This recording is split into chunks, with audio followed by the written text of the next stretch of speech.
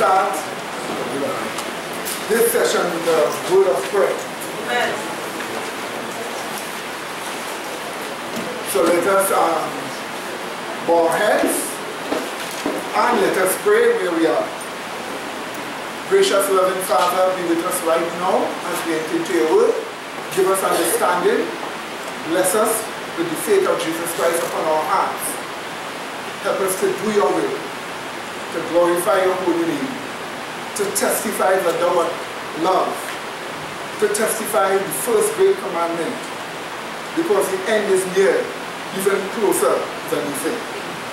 These mercies we ask of you, thanking you for hearing us and blessing us.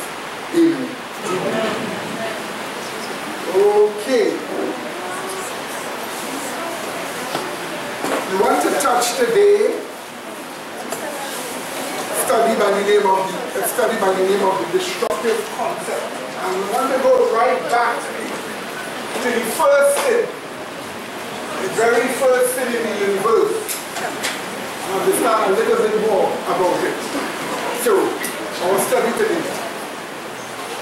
So, my dear brethren, we believe in being serious about serving God. We believe in being genuine about serving God. What do you say? Amen. This is the reason why we are here and nowhere else. We believe in genuine conversion. We want the real thing. What do you say? Amen. And that's why we are here in the very first place. To show us what is going on. To show us the latest events that are going on. This morning I received a message on my phone from a new news organization in Canada, I should say. Adventist Apocalyptic News. And the news told me something that was going on or about to happen in America. Let me just read it for you from my phone, just to tell you in the first place. This is the news. It's happening. Top government official says civil war plan. The situation is very, very disturbing. Just this piece of news. But when this piece of news came this morning, I already had just prepared some videos to give you all some insights into what is going on. Now, for the end to come, there must be a struggle between those on the right and those on the what? The left. There must be a struggle between the concept called Americanism and communism. This struggle will bring to the view communism. We have discussed this before. So as the events are taking place, we are seeing it. We must be able to show you piece by piece what is going on. As much as you could appreciate it. Because not everybody could appreciate what is being shown. But it doesn't change the fact that these are signs that the end is nearer than you think. And this is the reason why I want to show you a few videos here before we get into the real thing. What we're talking about here today, the destructive concept, this is the root of all these things that are happening. So the first video clip you need to look at is to see that Christianity is already being attacked by government. It doesn't matter what kind, Protestant, Catholic. The person who is attacking it there is a Democrat. And the Democratic Party is basically communist and the most despicable party upon the face of this earth in America. And I want you to see them literally attacking Christianity by making a pronouncement. They are trying to confirm whether this woman should be a judge or not. And because she's a Christian of the Catholic, they say, they don't think she should be in her position. Although they know that no religious test should be used in a person getting in an office. So here is an experienced senator, Feinstein, a Jewish woman, a Democrat. Here is what she said. And recently I showed us something similar to that too. Yes, from Bernie Sanders. Democrat also. Jewish before, yeah. So we want you to see this and pay attention. When you read your speeches, the conclusion one draws is that the dogma lives loudly within you. And that's of concern when you come to big issues that large numbers of people have fought for years in this country. He's saying the dogma is alive in you, which means the teaching is in you. And that is of concern for us. But you see, America never fought to stop religious freedom. Is that understood? The dogma could be alive in you. It is just that the law of the land must not be interfered with by the word dogma. So the point about it is, leave the woman with her belief. Is she able to do her job? That's your question. Her dogma or religious belief have nothing to do with it. But you see, they want to wipe Christianity out from the public domain so that they can make a new world order with communism, and as a result of that, communize the whole world. However, we know for sure that religion is fighting back. Is that understood? The religion is fighting back. But then these people have a big plot. Ever since Donald Trump came into office, they hate Donald Trump. They hate what he stands for. Every time he says something, the media puts it in a wrong light. Recently, the hurricane in Puerto Rico, he had to criticize the mayor. Because already from the United States, they set up a whole organization to make aid reach out to the people in Puerto Rico. Instead of the mayor joining it and making sure aid reach, she gone on her own criticizing it. So he rebuked her, but the media switched it and said, oh, she's just begging for help, and look at what he said to her.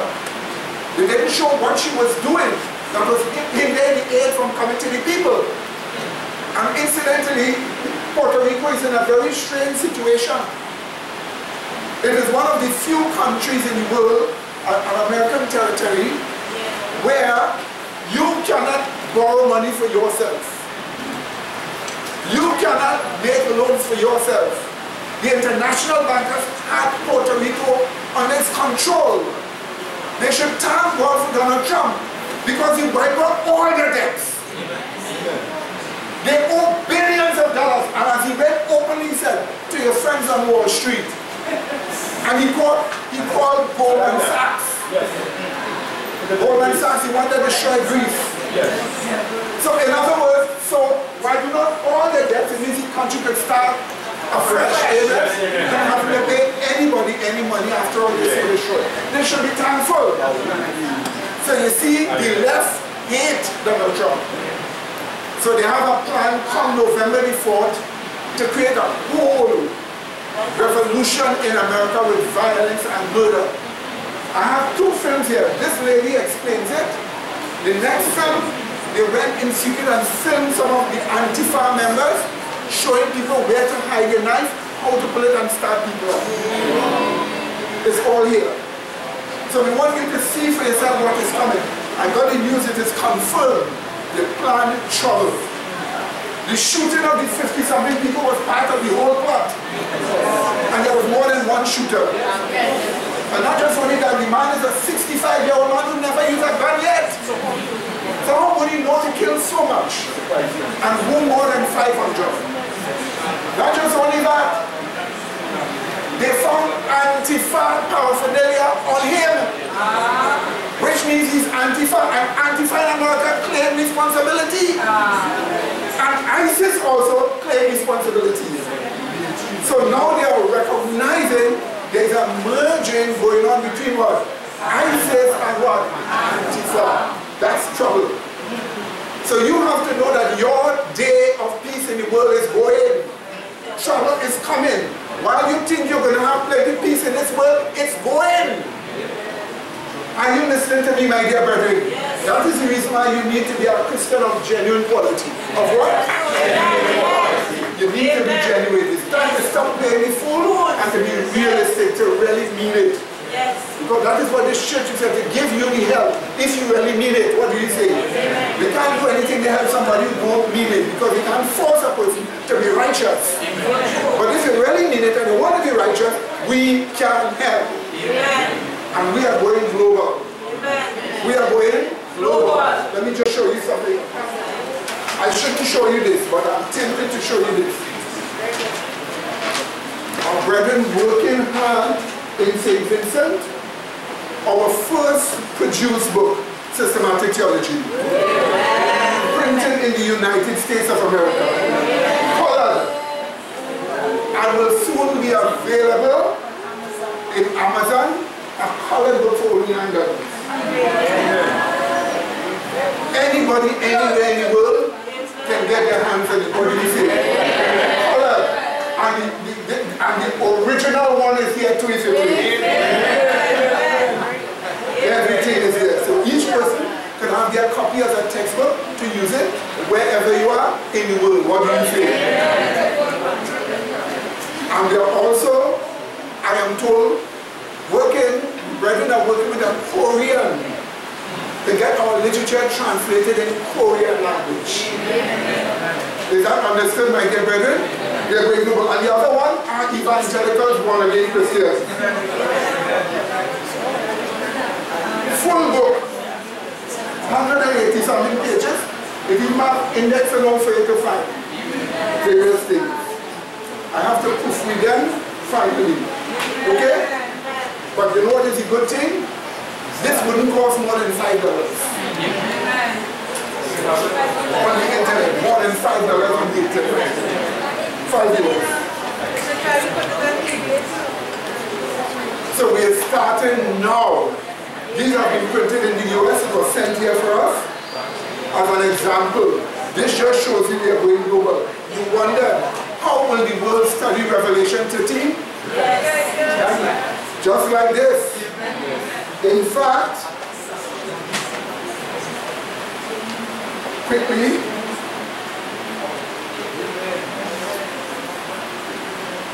other publications, an exposition of Revelation chapter 13. And when this book hit the market, you will be shocked. What do you say, brother? It's going to spread all over the world to bring about revival and reformation as one of the most important books in this century, not because of us, but because of the Holy Spirit that is behind it. So these are our books, and the brethren in St. Vincent are working hard overnight to make sure all of this comes to pass. Amen, brethren. So I was just given this morning here to do some proofreading. I didn't want to tell you, but too exciting.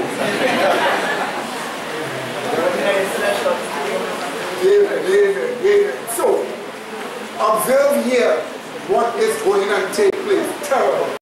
Antifa thugs are continuing to wreak chaos all across the country. And coming November 4th, things are going to get crazy. So much so that there are reports of them starting a civil war. No joke. Now check out this report from www.infowars.com titled Antifa Plans Civil War to Overthrow the US Government.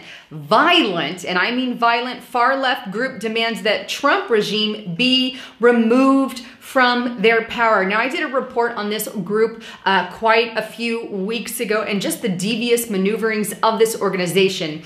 And most recently, a video report, which I'm going to leave in the links below, by Steven Crowder, a comedian of all things, has come out of the open, proving that this group plans and intends to use knives and guns and violent activity towards patriots and conservatives, in order to dethrone the Donald Trump administration. But don't take my word for it. I'm going to show you the link. And this one's from www.newsbusters.org, titled Steven Crowder Exposes Media's Refusal to Report Antifa Violence and Tactics. Now, this report goes on to detail the video that I told you about a moment ago, where Steven Crowder goes in and infiltrates the Antifa group, and basically he divulges information, and I'm giving you a brief of this, that while in there trying to figure out their actual plans, he unveiled the fact that they plan to use violence. They have November 4th coming up, which I'm going to show you on their website in a moment, but they have plans to mass riot and cause civil tensions on the 4th of November. If you are a conservative patriot, you may want to lay low, if you will, from these kinds of thuggish behaviors. But not only that, but Steven Crowder went on to report when he was in conversation with one of the members there, how they had planned to, how you should stab someone, certain ways that you can do that, just disturbing facts. He went and shared it with the police. The police were happy to receive the information. And then he went and received it with, I believe, an MSM reporter. And the reporter downright refused to air the footage until the next day, when some violent thing broke out, but they didn't even air what Steven Crowder had given them. That's the interesting thing, and very sad. But let me take you straight to their website so you can understand the kind of terror this group is. And they have officially, I believe, been classified as a domestic terrorist, at least on in some areas, in some states as well. But refusefascism.org is their website. You can see Get Organized November 4th right on the front there. There's also a part where they broke the freeway. They stopped the freeway in the Los Angeles, California area, saying it begins November 4th. And I'll show that picture up on the screen so you know what I'm talking about. But that was the thuggish behaviors of the Antifa group, trying to halt people on the freeway, of all things. Also on their website, you'll notice that they are in support of the NFL taking a knee. In other words, they don't care about America. They want nothing to do with America. America is not the priority of the Antifa terrorist group. Their priority is just to dethrone and destabilize our country. That said, something else on their website I wanted to read to you, and it's this section, and it's in regards to the 4th of November. They state, "We will gather in the streets and public squares of cities and towns across the country. At first, many thousands declaring that this whole regime is illegitimate and that we must not stop until our single demand is met. The nightmare must end. The Trump-Pence regime must go. They further say that our protest must go on day after day, night after night, thousands becoming hundreds of thousands, then millions determined to act to put a stop to the grave danger that Trump-Pence regime poses to the world by demanding that this whole regime be removed from power." Those are their words. And if you look through their site, they're asking for donations, they're asking for help, they're asking for all these things. And guess who is helping fund the group? Well, the one and only George Soros, the instigator of troubles and riots and chaos all across the country. He was responsible for a lot of what happened in Ukraine. Also, with Black Lives Matter, we know he has his hand in that, and quite frankly, Soros needs to get behind bars. Check out this report from the Daily Caller. It's back in July, but dailycaller.com, titled "The Anti-Fascist Fascists." Now, this report goes on to say that George Soros also backed self-proclaimed anti-fascist groups. This year, he backed the Alliance for Global Justice, giving $50,000 to the militant thugs associated with the group Refuse Fascism. That was the website that I showed you a moment ago, Refuse Fascism. Right, my dear brother, did you see that now? Here are the real facts now. And in this video, you will actually see where they infiltrated Antifa's people, and you will hear them telling you how to hide a knife, how to stab people. This is real. But you got it here. We are showing you the facts as it is. Because we want you to know peace is going in the world. Mrs. White had a way of saying it. She says every earthly element is becoming unstable. And all this is signs that we're in the end. So look, you're seeing it here, right? So let's pay attention to this. It is very important. Yes. Yeah, the word Antifa. Yes, let me explain what it means. They claim that they are anti-against fascism. But they misunderstand what fascism is. And there we will have a study for you to understand what fascism is. It's from the word fashki. It means a bundle of rods they use to correct people who went wrong in public. That is a Latin word. The Romans used soldiers that were guards used to walk with fashki rods to beat people. Somebody naked would beat them and send them home. So from that it developed the term fascism, or a government cleaning up the public from immorality. It first started in a country called Russia, which no longer exists. That's where it started, in Russia. So what we are letting you know here now is that today now they say fascism, Hitler. And whenever they say fascism is Nazism. And when they say Nazism, they mean racism. But the word itself, Nazi, doesn't mean racism. It just means national socialism as against international socialism. But you see, the media have so lied to people and fooled people that people have all kind of wrong ideas about these things. But nevertheless, they can have their fascism, their isms and so on. We just have Adventism. Amen. And true Adventism. The real Adventism. Not like the one in the quarterly there with Sister Sandra just put in my hand. And this evening, we have the little brother here now came here in the back. Put up your hand. He's going to be giving us something for half an hour or 15 minutes from his study. Beautiful start. What do you say? And then we will just take it quarterly and we will just throw at something just to give you an example. If you want more, we will go more into it. Okay, brother? So now, watch this. Pay attention. Pay attention. Antifa plans civil war to overthrow the government. That's on drudgereport.com today, right in the middle column. It's also on newswars.com. It's a Paul Joseph Watson article. We're going to get to that in a moment. You've got Steven Crowder's undercover folks getting video. You've got the people at Veritas getting these similar videos. You've got our camera crews getting these videos out in the open. They're saying this.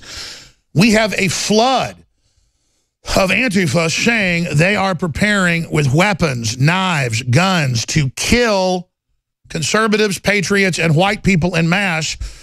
And ladies and gentlemen, when you go look at these crowds or these videos, 90% of the people are white.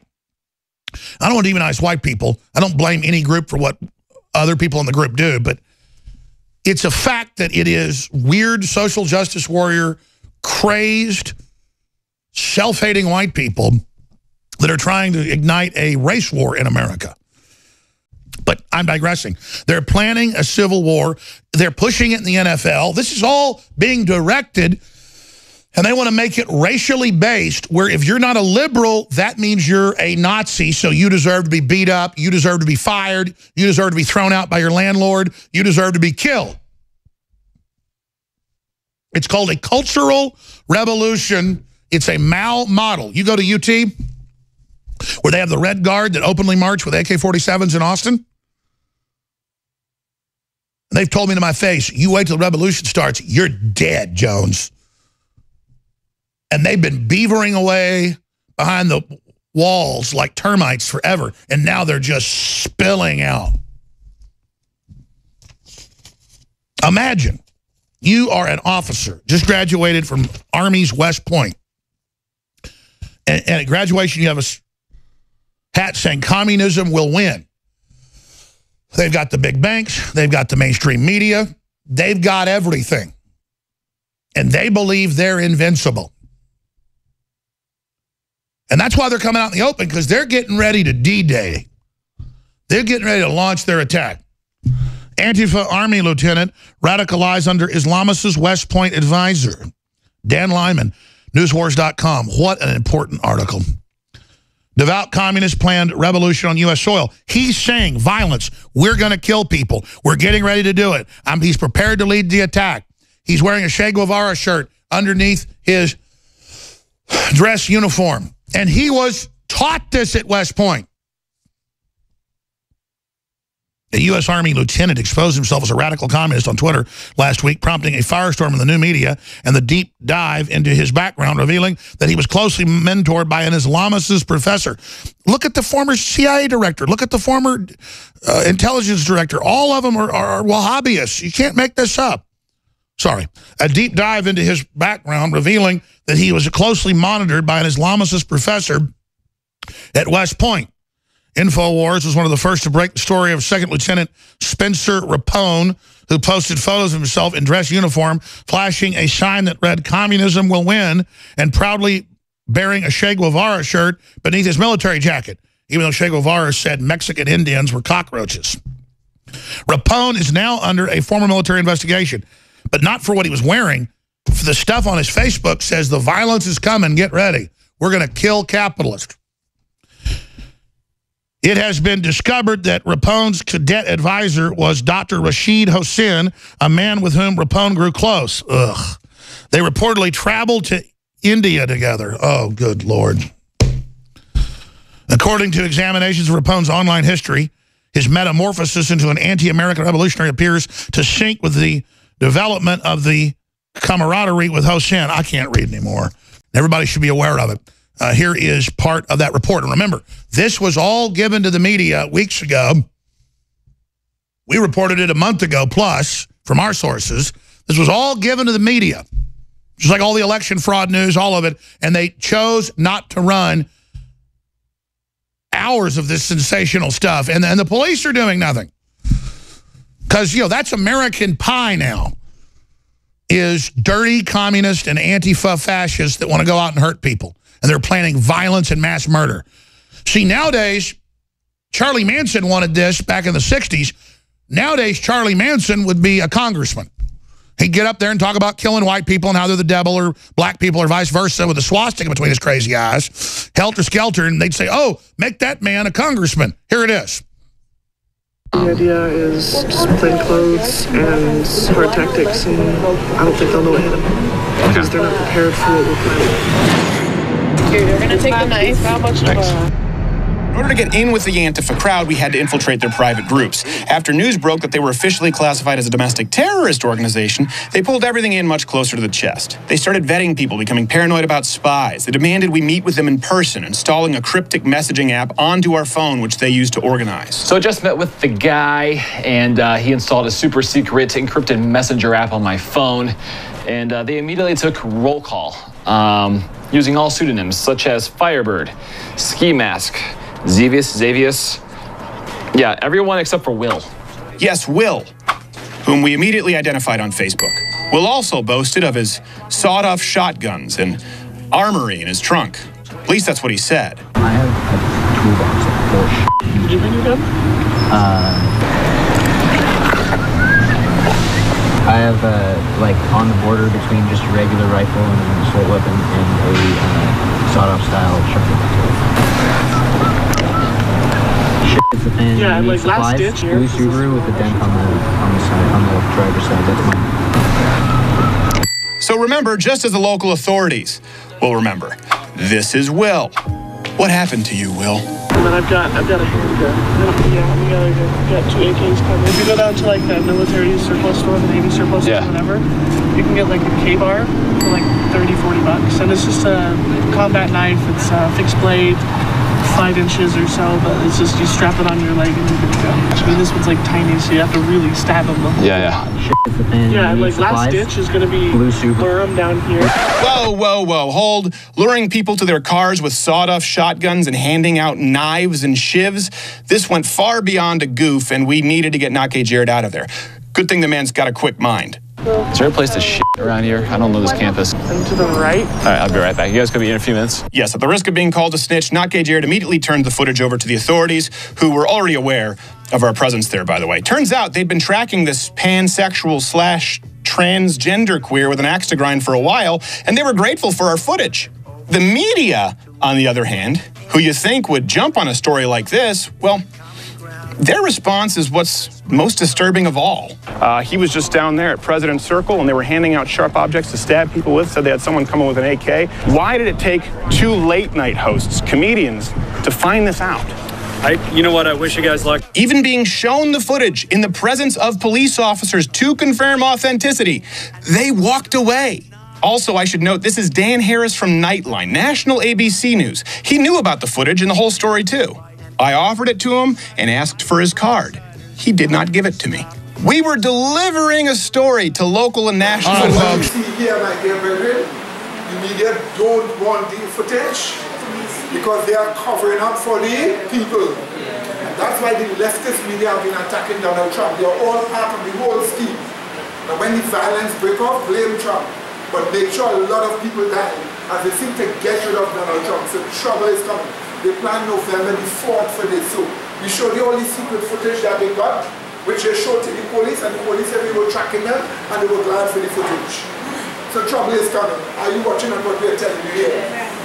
Are you watching at this, right? Now watch this. Listen. Last night, President Trump invited top conservative leaders to dine with him at the White House. We'll talk to one of them in just a minute. But so, apparently Trump and them know something is going on. So they invite top conservatives to the White House and had a discussion. We don't know exactly what they discussed, but they didn't say, but here is it. First, some Washington insiders are telling News Nightly that President Trump is giving unprecedented access to right-leaning organizations. President Trump opening the White House doors to grassroots groups. For 8 years, we have not been allowed in the White House. I was in the Oval Office with about 5 other people. We've been invited to a number of meetings at the White House for input. And they're taking advantage of their proximity to ensure that President Trump follows through on campaign promises. They can do what they have to do. I'm pro-life. And to put conservative priorities front and center. It's more than I think most social conservatives had hoped for.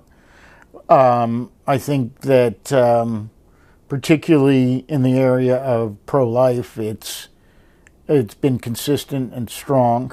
Marjorie Dannenfelser of the pro-life lobby group Susan B. Anthony List is energized by what the president has done so far. There are several items that are very measurable, that are very successful. One would be the reinstatement of the Mexico City policy. That policy prohibits American tax dollars from funding abortions abroad. For Dannenfelser, the president's biggest success so far? So help me God. So help me God. Supreme Court Justice Neil Gorsuch. But there's no question that the Supreme Court Justice Neil Gorsuch is a complete success. If we can get even one more like Neil Gorsuch, we're talking about overturning Roe versus Wade. But what we really need is tax reform in a meaningful way. Jenny Beth Martin heads Tea Party Patriots, one of the nonprofit groups targeted by the IRS under the Obama administration. And so as long as the code is simpler and the system, the overall tax system is fairer and flatter so that it grows the economy, then I think that we at Tea Party Patriots will support it. Tax reform is just one issue promoted by the Trump team in its email, The Trumpet. It's described as a weekly email of highlights for and requests for action from the conservative world. So what you see here is that so the right or conservatives have unlimited access to the White House now, but the communists are getting ready to kill them all over the country. We're looking at a terrible fight going on between Americanism and communism. But there is some problem that is taking place. The Republican Party has been infiltrated with a lot of the same teachings of communism. This is the reason why they have been stopping the president from getting rid of Obamacare. But watch this in a short while. Go ahead. When we had a young man, the Capone name was just now the Sheikh of Energy. Yes. He's American military. Yes, American military and trained to literally fight with Antifa. But the military man showed us in the last video, he was for the conservatives. That's right. So there's division in the American military. Of course, that's the reason why what has been going on in Syria is that some of the American military fighting against ISIS, and then Russia released pictures last week showing secret forces in America, literally where ISIS is protecting ISIS. Literally.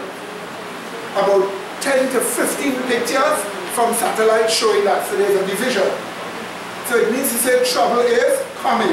Brethren, are you seeing what's going on? So don't think you live in a world of peace. We in here may be talking about fuel and budget and all this other nonsense when worse things are taking place. Right? You say why I say that. We're not getting into that. Now here is Judge Roy Moore. Let me explain to you Judge Roy Moore. A Supreme Court justice from the Alabama Supreme Court.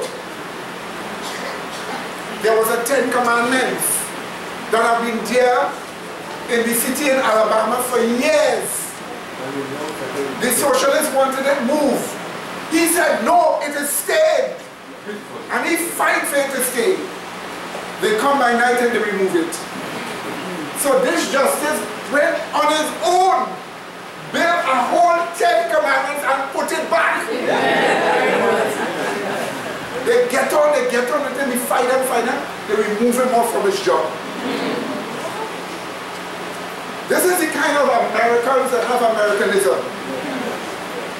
So, elections is coming up, mid-elections, midterm elections, in which the Democrats are going to face the Republicans again. But a lot of the Republicans are Republicans. In other words, they are plans. To get through, Donald Trump will need real, true Republicans that believe in Americanism. This is one. So, before the Republicans face off the Democrats in the election, there must be a determination who will go up as a Republican. So they have their two candidates to choose as who will be a Republican candidate to face the Democrats. Judge Roy Moore, or another guy by the name of Luther Strange. Luther Strange is a Democrat dressed up as a Republican. Roy Moore is the raw deal when it comes to Americanism. When this election took place, $10 million, how much? $10 million was put behind Luther Strange to fight Judge Roy Moore, who could only afford $1.3 billion. This is the night before the election. Hear him talk. You'll see what kind of people are now paving the way. Well, we're in Alabama. And in Alabama, for the rest of the world to hear, we dare defend our rights. We don't stop kicking.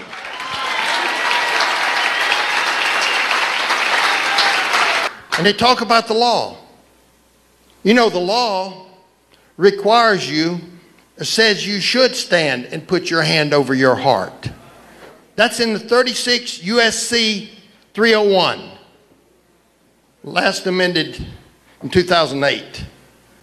That's the law, United States Code. When are we going to get back to the law? We shouldn't need the law when we've done what he's done. We are living fat and happy. But hear the word of the Lord, ye children of Israel. Back in the days of Israel, it could be said of America. Hear the word of the Lord, ye children of America, for the Lord hath the controversy with the inhabitants of this land, because there's no truth nor mercy, nor knowledge of God in the land. By swearing and lying and killing and stealing, they break forth, and blood toucheth blood. Therefore shall the land mourn, and every one that liveth therein shall languish. We've forgotten God. We've forgotten the gracious hand which preserved us in peace and multiplied, enriched, and strengthened us, and vainly imagined in the deceitfulness of our own hearts that all of these blessings were produced by some superior wisdom and virtue of our own. Intoxicated with unbroken success, we become too self-sufficient to feel the necessity of redeeming and preserving grace, too proud to pray to the God who made us. We've got to go back to God. We've got to go back to a moral base.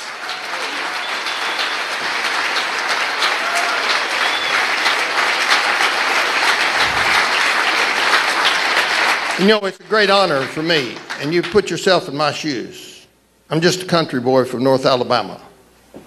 And to have people like Steve Bannon, Nigel Farage, Saran Stacy, and Phil Robertson, and others who have talked to you, to have them come long distances. And I'm not forgetting Senator Tripp Pittman. Give him a hand. He's been very...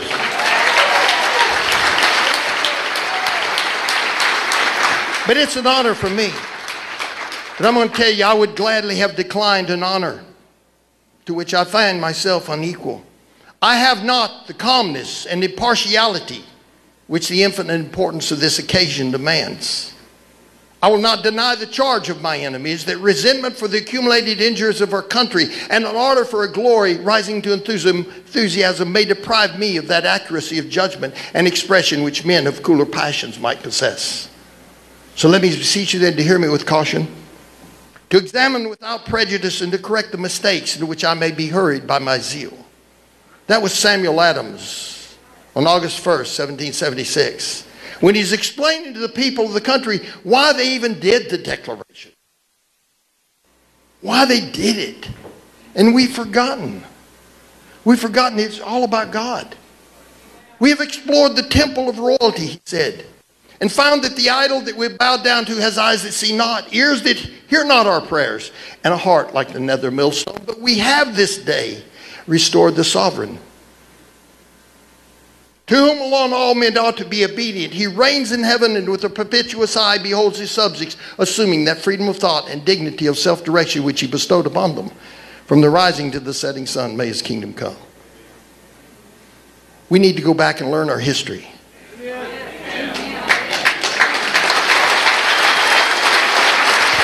You know, today there's a big dispute about taking down monuments, about forgetting our history. We can't forget our history. If we forget our history, we will repeat it. Amen. America is great because America has overcome many, many problems.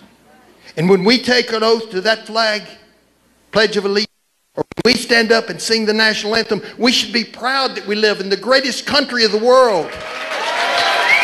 I'm running for the United States Senate.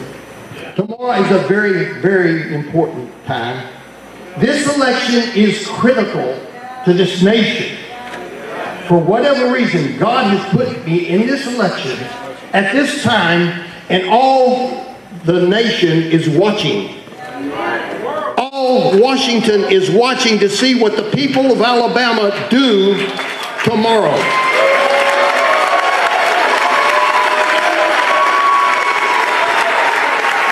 Will we take a stand against a Washington establishment who's trying to come down here and buy this election with $30 million? Will we send them a message? Very clear. Alabama can't be bought.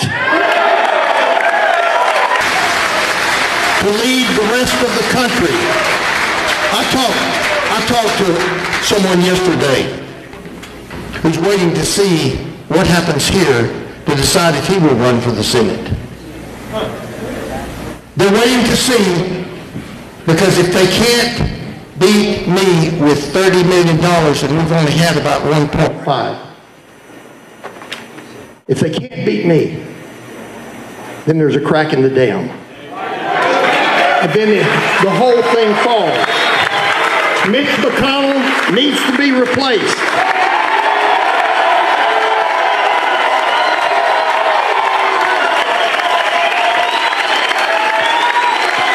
And your vote tomorrow may determine that.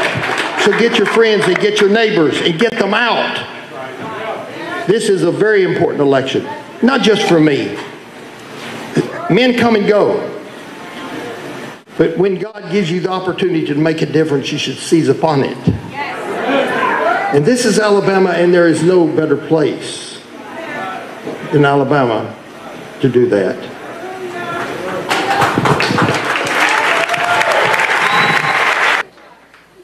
Guns don't kill, people kill. Cars kill. Are we going to get rid of our cars? Are we going to get rid of our knives? No, we've got to bring morality back to our country.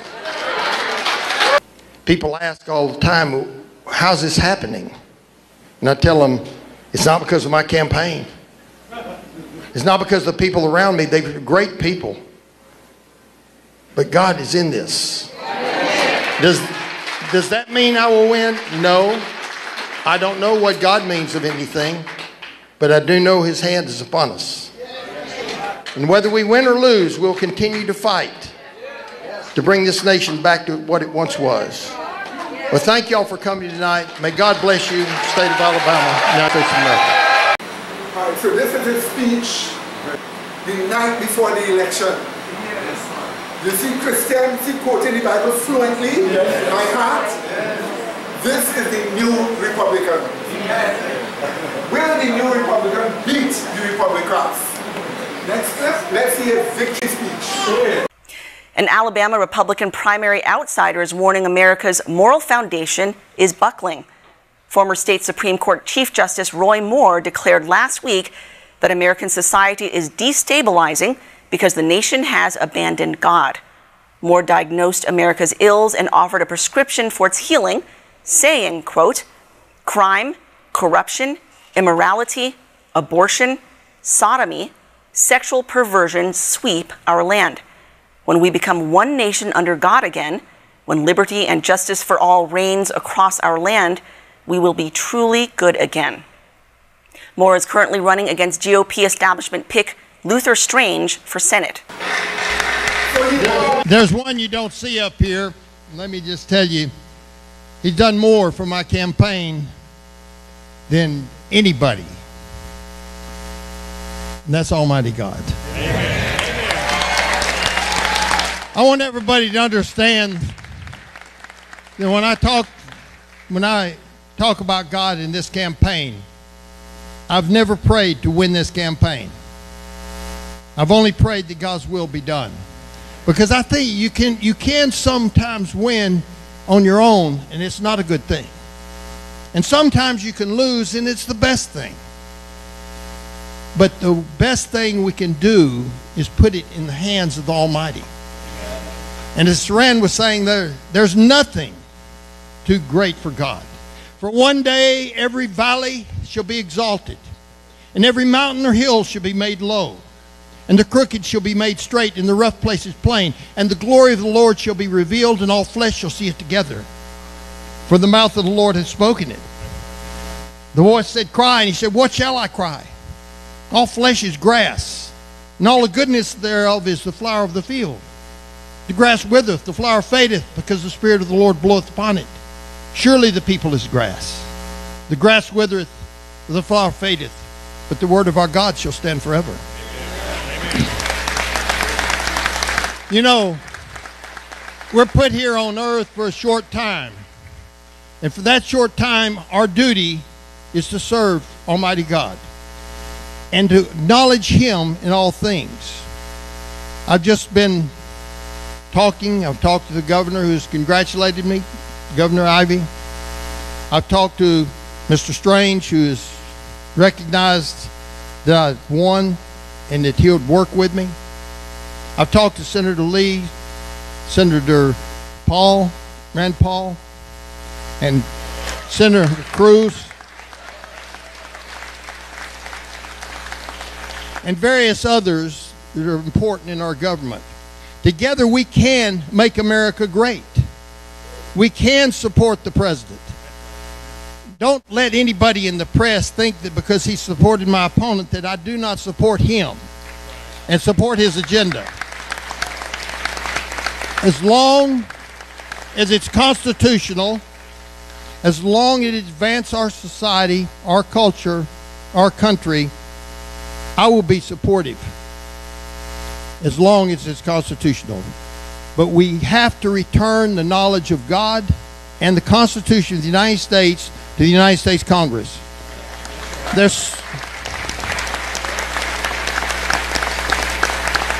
I believe we can make America great, but we must make America good, and you cannot make America good without acknowledging the sovereign source of that goodness, the sovereign source of our law, liberty, and government, which is Almighty God. We have become a nation that has distanced ourselves from the very foundation.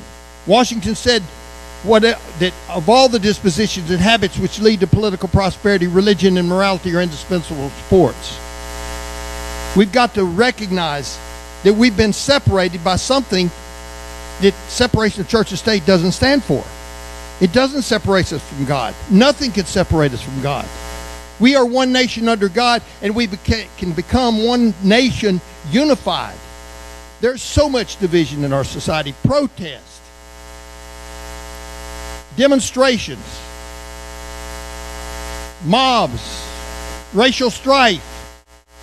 But we're all created in the image of God. I recall what Harry Truman said in his inaugural address. The American people stand firm in the faith which has inspired this nation from the beginning.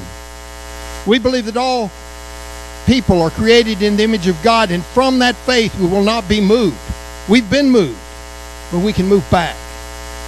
God can still bring us back.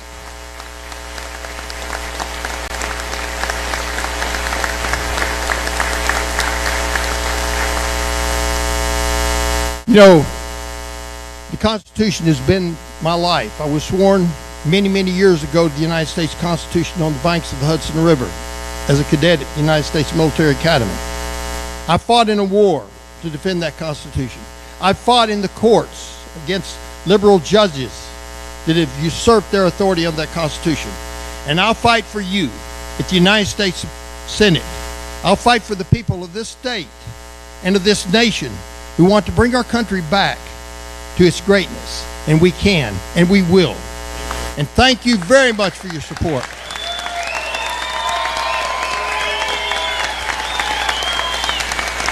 This is a time for victory. It's a time to remember the struggles we've gone through, but it's also time to rededicate our lives to God and to the Constitution and to our country, to our families. Let's go again and make America great. Thank you. May God bless you in the state of Alabama. Thank you. Brother, are you seeing what's going on here? That's the new face of the Republican Party. Now this vote was so important for America because all the media and the world were watching and saying, if Luther Strange wins, we can get Republicans, those bad ones, to come in. But if Roy Moore wins, we've lost the battle. And now, although they put 30 million behind Luther Strange, with 1.3 million he won. What do you say? And all he was doing was preaching God. This is the new face of the Republican Party. And now, remember we had shown you this in the video before, right? How they're planning to take over the Republican Party. Remember we showed you that? And now, yes, and now, organizations have been set afoot to change, to get rid of every bad seed in the Republican Party. One of the major persons behind it is a man by the name of Steve Bannon from Breitbart News. They call him Kingmaker, the most powerful man in America. He's the one who caused President Trump to be elected. And he campaigned for this guy also. What do you say, Brendan? So now they have plans and trouble is going. So in their November 4th attacks, they're planning to kill fellas like him. So are you seeing what's going on? Yes. Are you seeing what is heating up? Yes. You can't say we didn't tell you. Look, we tell you before. For you to appreciate this, is for you to understand that the United States of America must move to enforce religion. How will they do that except you have people in power who agree with enforcing religion? So what are you seeing? You're seeing it starting now. Are we showing it to you? Yes. To be able to do that, they have to fight off the leftists. Is the leftist fighting back? Yes. That's what's happening. And we have been showing you this. But one of the biggest problems they all have is the Pope. Because the Pope is a socialist Pope, destroying Catholicism. We need a new Pope that will help the Sunday law be enforced. As we say, a right-wing Pope. Shock of all shock. Look what's going on with the Pope. Drama in the Vatican. Former Pope Benedict lashes out at Pope Francis. The Emeritus Pope Benedict just lashed out at the current Pope by saying the Catholic Church The former Pope attacking Pope Francis now. Why? is about to capsize. Emeritus Pope Benedict is not able to travel. He delivered his message in a written form. His personal secretary read the message out loud in the Cologne Cathedral. Pope Francis recently slammed Trump supporters and is a socialist who pushes for Islamic migration, while hiding safely behind his walls with his private army. Pope Emeritus Benedict XVI gave this personal message for the funeral mass of his close friend, Cardinal Joachim Meissner, on Saturday. In the message, Benedict said that the Cardinal Meissner found it difficult to leave his post in these times. The former pope said that in this last period of the cardinal life, he learned to let go and to live out of a deep conviction that the Lord does not abandon his church, even when the boat has taken on so much water as to be on the verge of capsizing. The Cardinal Meissner presented a series of questions, or dubia, to the Pope Francis last September, and asked him to make clear of 5 serious doctrinal doubts proceeding from his 2016 apostolic exhortation Amoris Laetitia, the joy of love, concerning the Holy Communion for the divorced and remarried, the proper role of the conscience, and the indissolubility of marriage.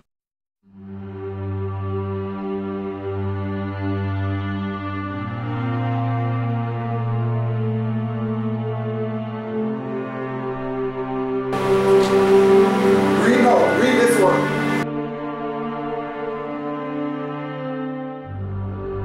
This guy is expressing from read and what the Pope is doing. They're seeking to correct the Pope for heresy. The correction must be given to the Pope, but he didn't respond to the letter. So they want public. Help from Catholics to defend the faith and then support that is for the propagation of heresies. Nothing like this has happened since the 14th century. They call it filial correction. They are actually seeking to correct the Pope for his heresies now. That's the point. They have to deal with that contradiction. That's right. The part we are dealing with here is that they want to get rid of him. And another one is coming. And once that happens, watch out, what do you say? So we are showing you the events as they leading towards it. That's what we are showing you. Now observe what they are saying about the Pope.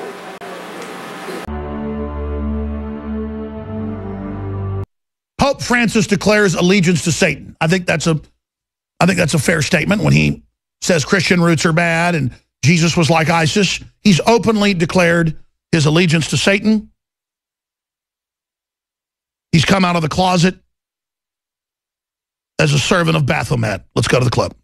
The Pope says that ISIS's conquest of the Middle East is just like Jesus sending out his disciples. Pope Francis told a French Catholic newspaper, "I don't think there is a fear of Islam as such, but of ISIS and its war of conquest, which is partly drawn from Islam. It is true that the idea of conquest is inherent in the soul of Islam. However, it is also possible to interpret the objective in Matthew's Gospel, where Jesus sends his disciples to all nations in terms of the same idea of conquest. ISIS's war of conquest is like Jesus sending out his disciples. Yeah, I must have missed that Bible chapter where Jesus' disciples beheaded people, forced them into sex slavery, and made them pay a tax on pain of death if they refused to convert. The Pope also said he dreaded hearing about the Christian roots of Europe because to him they take on colonialist overtones. Yeah, if it wasn't for the Crusades, which were a defensive measure against Muslim invaders, most Italian women would be walking around in hijabs right now. But don't worry, because the Pope assures us that everything is going to be fine so long as we just integrate the millions of Muslim migrants flooding into Europe. Oh, you mean like the integrated residents of Molenbeek, Brussels, who helped hide Paris massacre culprit Salah Abdeslam for months? You mean like the integrated Moroccan migrants in Cologne who sexually molested hundreds of German women? You mean like the Muslim immigrants across European cities who are so peacefully integrated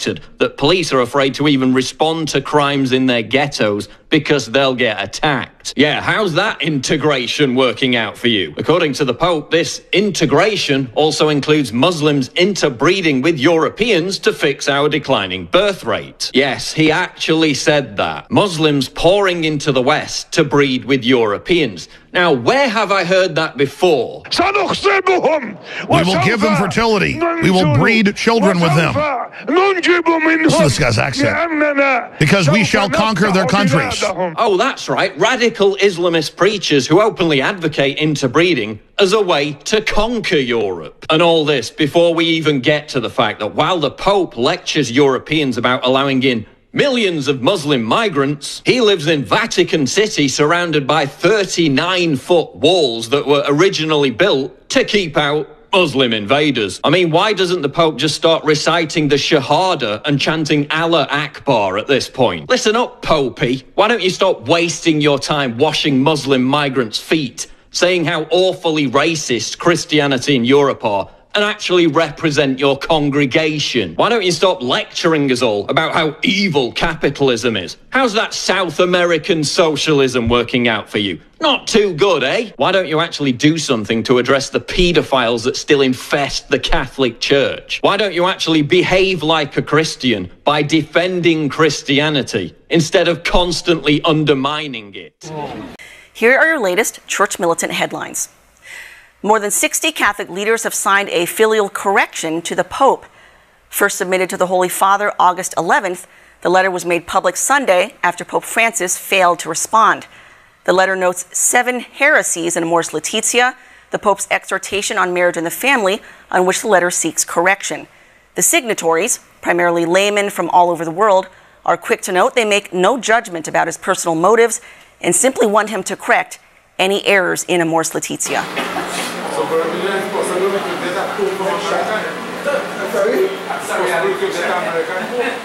Well, whoever, we know one thing for sure. If this one don't change and go right, they will get rid of him. But we said it will happen, and are you seeing it beginning to happen? Yes. Open correction is going on. They're openly calling for him to stop his so-called heresies. So, we are actually preparing, the events are falling into place, preparing for the end. What do you say? And we are able to show you this because we understand the prophecies. So that we can let you know that Jesus Christ is truly coming very soon. So today when you hear his voice, his scripture tells us what? Okay, first start.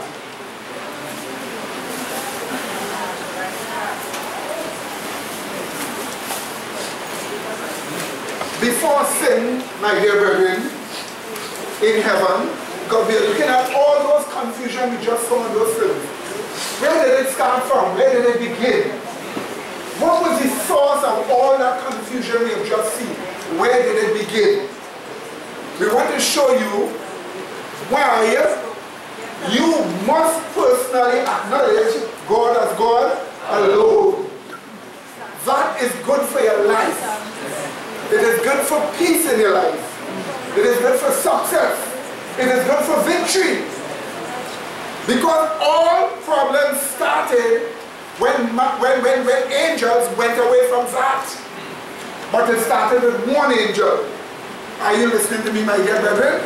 You see, before sin in heaven, with the angels and with the beings of other worlds, all things in God's universe were at peace. We know that, right? Yes. Everything was in happiness, in unity.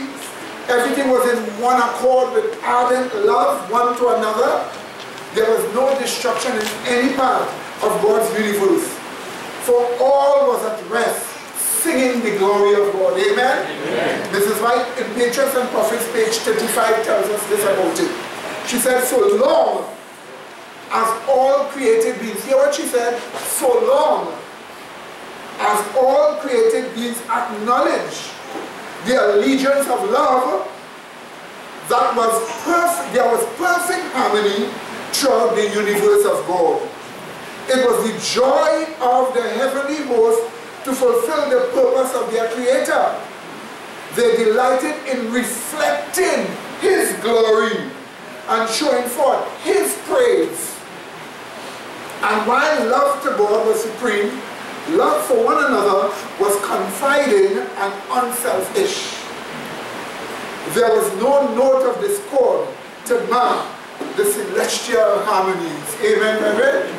And in her way, she put it, the allegiance of love. Since God is love, the allegiance of love is the allegiance to whom? To God. And once everybody had an allegiance to God, all was well.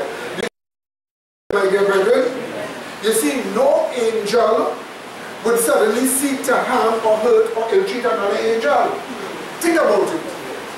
No angel will suddenly seek to harm or ill-treat another angel. Is that not so?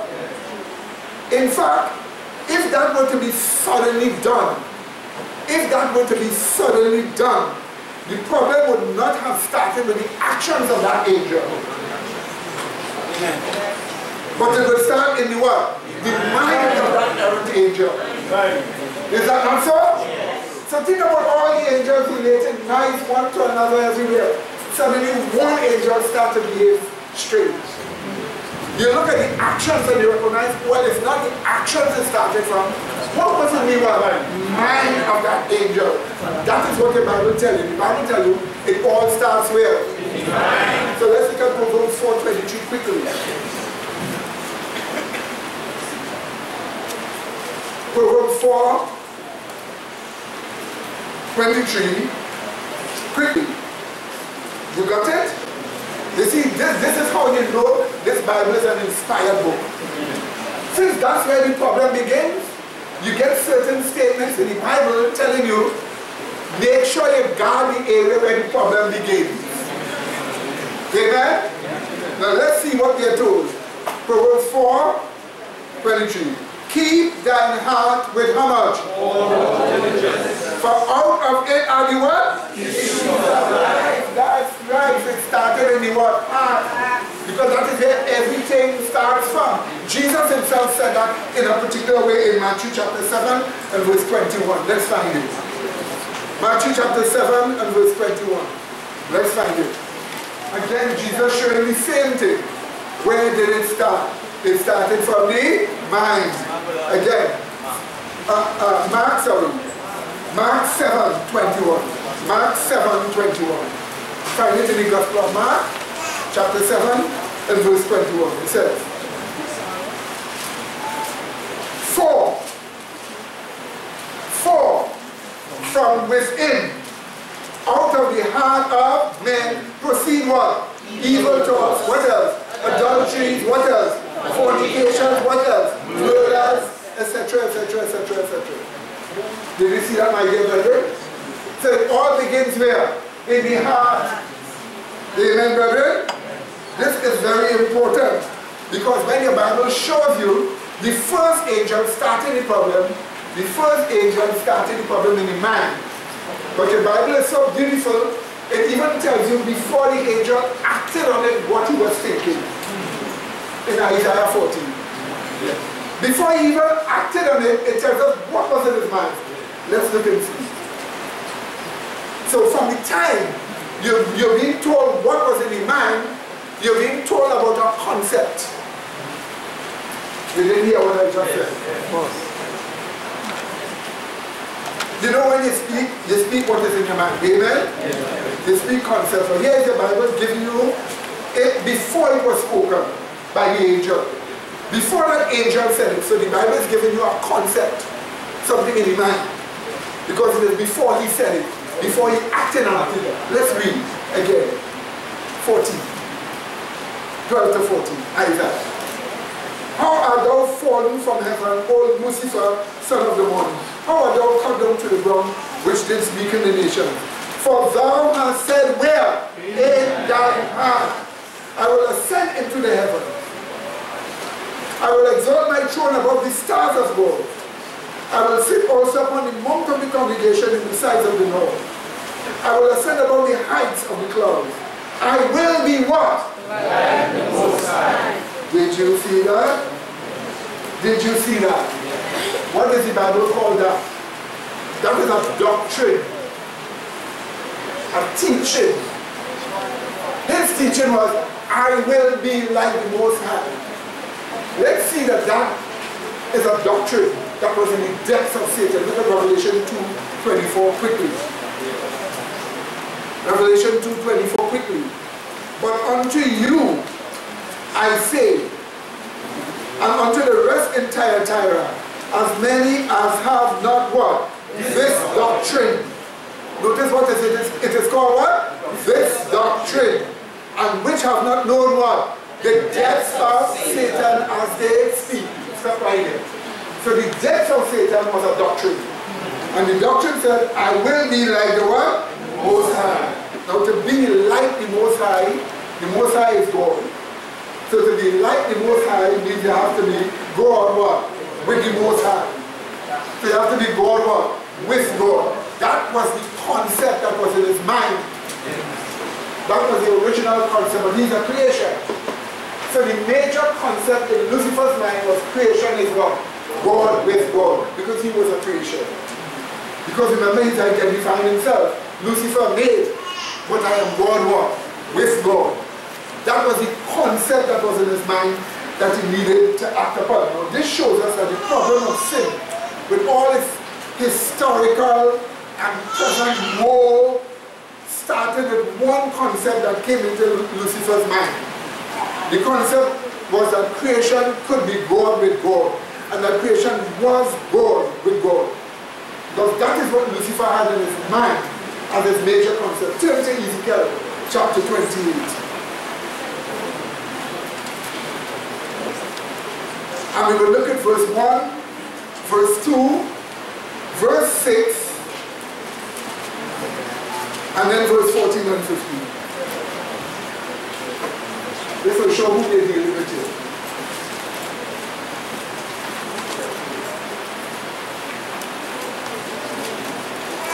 This is from verse 1. The word of Yahweh came again unto me, saying, Son of man, say unto the prince of Tyrus. And Tyrus is a type of Lucifer, okay? Thus saith Yahweh God, because thine heart is lifted up, and thou hast said, now in his heart, his heart is what? Lifted up, and thou hast said, that is in his heart, I am a God, I what? Sit in the seat of God, in the midst of the seas, yet thou art a man and not God, though thou set thine heart as what? The heart of God. And that's the reason why, if you have a concept in your mind, I am God with God, you're setting your heart as the heart of God. Because if only God could say, I am God. You're not supposed to say that in your mind about yourself. Amen? Amen, brother? Only God can say that. Now, verse 6. Therefore, thus saith Yahweh God, because thou hast set thine heart as the heart of God. Did you see that, my dear brethren? So who is being spoken of here? 14 and 15 tells us. Thou art the anointed cherub that covereth, and I have set thee so. Thou was upon the holy mountain of God. Thou hast walked up and down in the midst of the stones of fires. Thou was perfect in what? All thy ways from the day that thou was what? Created. And then it says what? Till iniquity was what? Found in thee. So we are being told that's Lucifer. What do you say? Amen, brethren? Amen. Now that is the problem here. Now here is what we are told. Next shot. Here is what we are told that Lucifer did. He sought to be God with God because this was the ideological concept in his mind. Here is what Mrs. White tells us in the same book, page 35. I quote, little by little, Lucifer came to indulge the desire for self-exaltation. Did you hear that? Little by little, Lucifer came to indulge the desire for self-exaltation. Some people say, well, you mean to say, how could he think that God is controlling his thoughts? You must remember, angels in heaven understood that when your thoughts are controlled by God, it doesn't take away imagination. Neither does it take away your choice. So even though God controls your thoughts, you can still exercise the imagination and you can still choose. Because choice and imagination can work with God controlling your thoughts. But it's up to you if you want to separate the harmony. So we are told little by little, Lucifer came to indulge in desire for self-exaltation. Though all his glory was from God, this mighty angel came to regard it as pertaining to himself. So the glory he had, began to regard it as pertaining what? Himself. Did you see that, my dear brethren? Not content with his position, though honored above all the heavenly hosts, he ventured to covet homage due alone to the Creator. So now he started to covet what? Homage due to the Creator. Watch that there. We'll come to that. Page 37 of the same book. He glorified in his brightness and exaltation and aspired to be equal with God. Did you hear what Mrs. White said? She didn't say he aspired to do away with God. But he aspired to be what? Equal with God. You must remember, Lucifer's argument is not, I am God in place of God. But I am God what? With God. I'm equal with God. That's what Mrs. White says he aspired. So this clearly shows us that why war would start in heaven. It shows us why war will start in heaven. War started in heaven because Lucifer's creation God concept that he had in his mind destroyed the peace, the happiness, the unity, and the order that was in heaven. It eventually pitted angel against angel, because not all angels will agree with it. So from the time the concept came in his mind, something had to happen. It must be recognized that it was a concept that destroyed the peace in heaven. A creation God concept that was eventually campaigned by Lucifer. So, if you ask, turn to Revelation 12, what destroyed the peace in heaven? A concept. A concept that came in the mind of an angel. Look at the society of heaven, perfect, orderly, and yet a concept could destroy it. Watch Revelation 12, watch this. Watch what it tells us. Verse 7 and verse 8. And there was war in heaven. Michael and his angels fought against the dragon, and the dragon fought and his angels, and prevailed not, neither was a place found any more where in heaven. So notice that Michael fought and his angels fought. So it clearly shows us angels were pitted against what? Angels. So if you want to say, where did this unity start? It started among angels, not among men. We cannot take credit for starting it. Man was nowhere on the scene when it started. It started in heaven. So you must remember, a creation, God concept destroy the peace of heaven. Is that understood, my dear brethren? Is that understood? You see, next chart. You see, thus we need to see how the concept itself, before it was campaigned, we need to see how the concept itself, before it was campaigned, is indeed destructive to any society in which it is propagated, be it angelic or be it human. We need to see how that concept is destructive. We need to look at the concept itself. Because Hindus often tell us, we just serving our idols, we're not doing anybody nothing. But you see, the concept of God with God itself is a destructive concept. Yes. And that's what we want to see, how it is destructive. How it is destructive to any society, be it angelic or human. You see, God with God concept destroys any society. It destroys any society. That is what we want to look at, how it is destructive. To see how it is destructive, we need to start somewhere. First Samuel chapter 2, verse 3. 1 Samuel chapter 2, verse 3.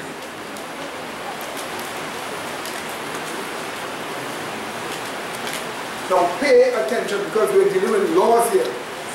Laws that existed in the universe trillions of years, which we had to learn in Scripture. The Scripture has given us laws that existed in the universe trillions of years. Laws that are necessary to have peace in the universe. And we are just learning it from Scripture. That's why the Bible is an inspired book. Nobody could write a book doing something like that except they existed from all through eternity. And we give it to us. That's how we know it is inspired. Because we are being given laws that cause peace to exist in heaven for millennia. That's what we are being given. The first important thing we need to understand is this. Notice that? The God with God concept. The God with God is not a knowledge. Yes, God with God concept. That's a knowledge. You have God here and you have yourself here, and you're saying, well, one is not God, two are God. That's a knowledge you're putting in somebody's mind. Amen, brother? Let's see what 1 Samuel chapter 2 and verse 3 tells us. Talk no more so exceedingly what? Did you see that? Yes. Talk no more so exceedingly what? Proudly.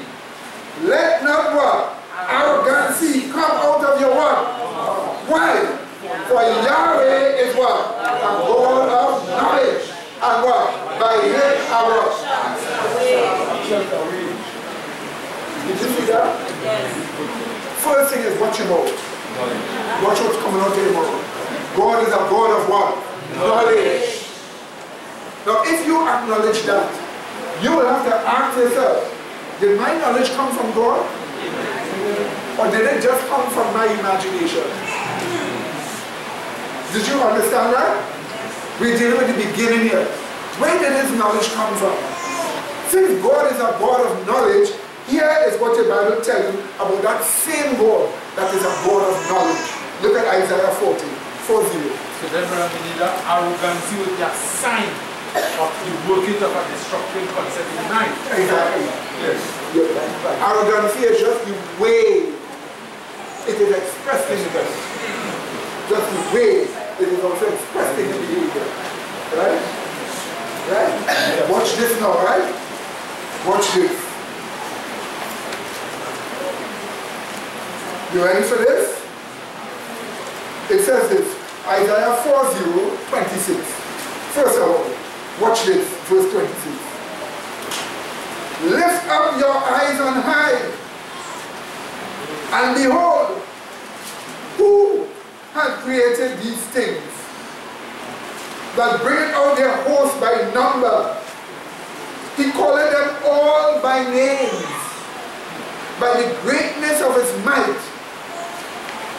For he that is strong in power, not one word failed. Did you see that, my dear brethren? So this is telling us of a creator.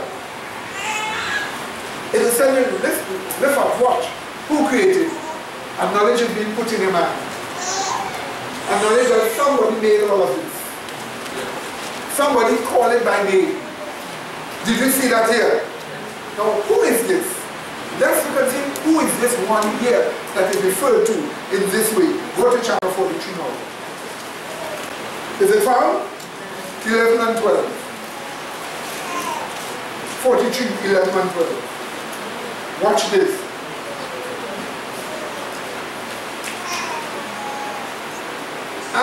Even I am Yahweh, and beside me there is no one, Savior. I have declared. The actual Hebrew word is told it to you. So if God is the one that tells it, who is the absolute source of knowledge? God, because he's the God of knowledge. Like who is it created all these things? Look, he's actually saying, I created, look, I'm giving you knowledge. So here we are being told, I have told, or I have declared and said, and I have what? Showed when there was what? no strange God among you. Therefore you are my witnesses, what? Said Yahweh, that what? So God stakes his divinity upon the fact that he's the one that gives revelation. Yes. Revelation comes from him. He's a God of knowledge, therefore knowledge comes from God. These are laws that are being given here. Why do you think God has to give back these laws to Isaiah? Because Isaiah would determine where Judah as God's people would go or not.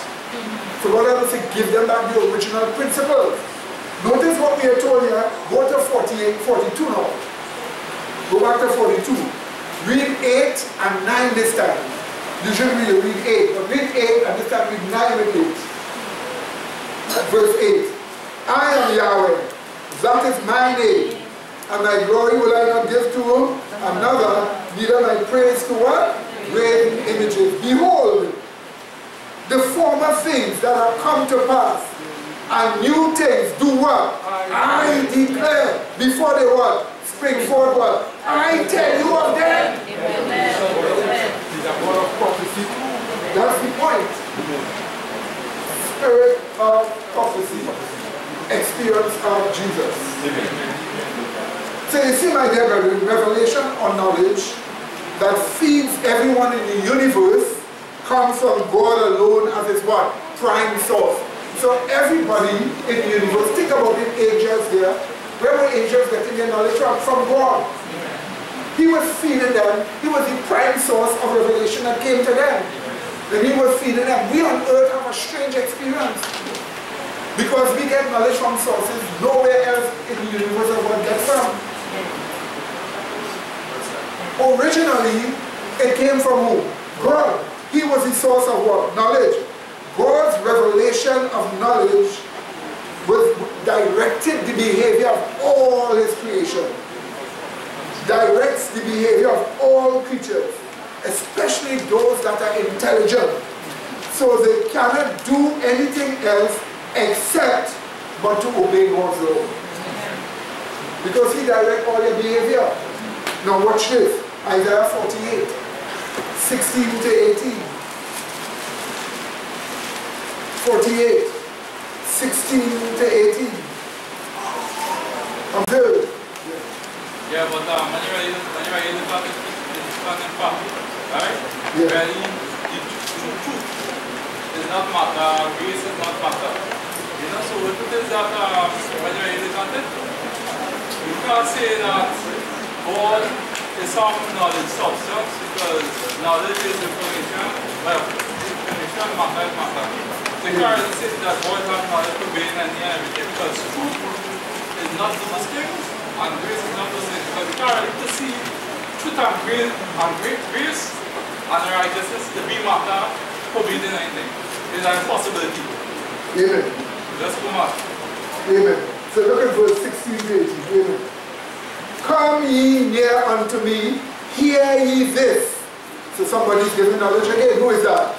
God. Hear what he says. I have not spoken in secret from the beginning. You know why he has to say this? Because Lucifer claimed he got this knowledge in secret from God. And he's just only making us know what God showed him. God says, that's right. But the Ray was saying, it have no secret love. You understand? So notice what he is saying here. Let's look at it again. We're going on 16 to 18. Come ye near unto me, hear ye this. I have not spoken in secret from the beginning. From the time that it was, there am I. And now Yahweh God and his what? Spirit has what? Sent me. Thus said Yahweh, thy Redeemer, the Holy One of Israel, I am Yahweh, thy God, that teacheth thee. That does what? Teacheth thee to what? Prophet. That what? Leadeth thee by the way thou shouldest what? Goest. And then he says, all that thou hadst hearkened to my word, commandment, then had thy peace been as a what? River, and thy righteousness as what? Waves of the sea. That's right. You see, knowledge comes from God and brings peace and success. Amen, brethren? That's exactly how it was at the very beginning.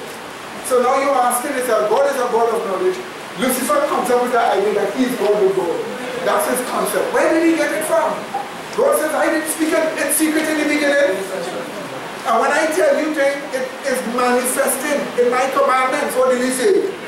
Now thus, it is the fundamental concept in the knowledge given by God that all intelligent creation that causes obedience to his law, hence peace, happiness, and unity to all created intelligences. So it's knowledge that comes from God that causes that.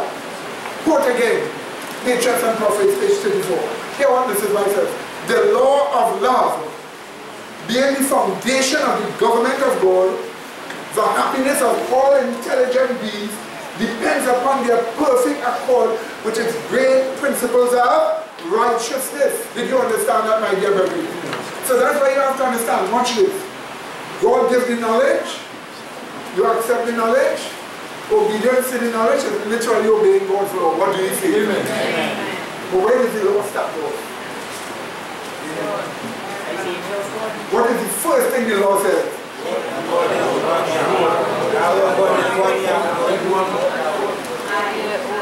Chief most important commandment, Christ said.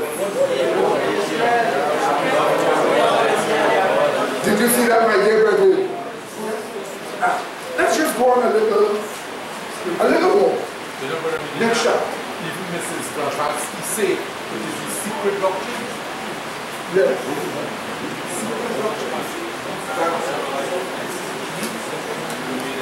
Let's look at God saying something.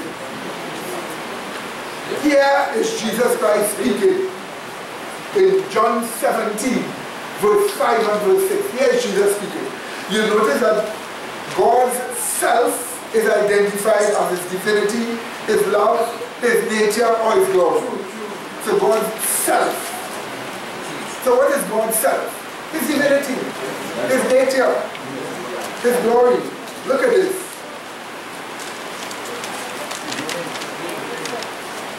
John 17, 5 and 6. Okay, we read.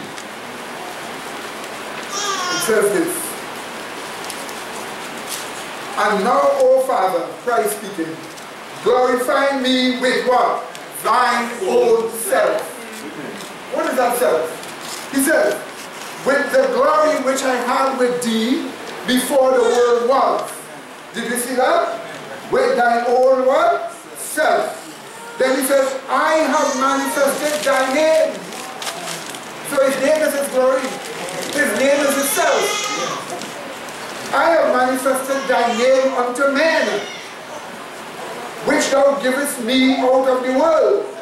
Thine they were, and thou gavest them me.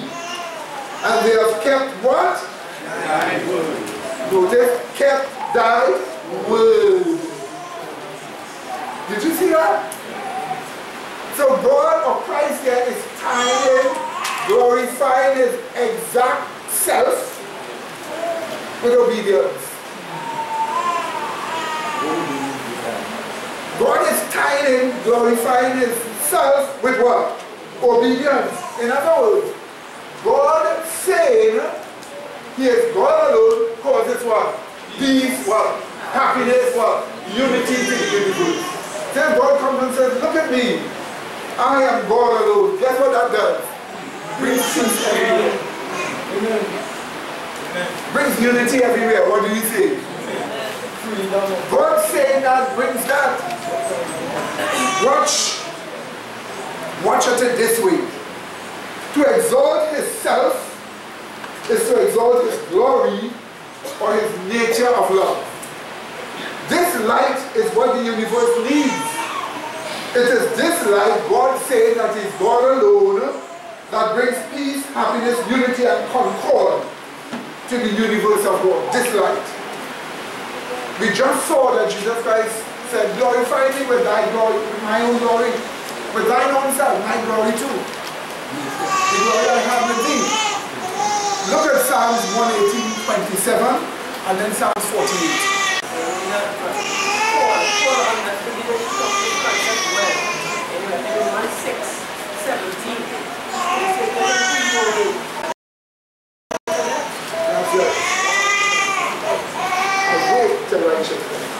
every now we can pick up contract. Watch this. 118, 27. We read. God is Yahweh, which has what? Showed us light. Did you see that? Amen. God is what? Yahweh, which has what? Showed us light. Now, tie that with 48, verse 1 to verse 3. Psalm 48, 1 to 3. Observe.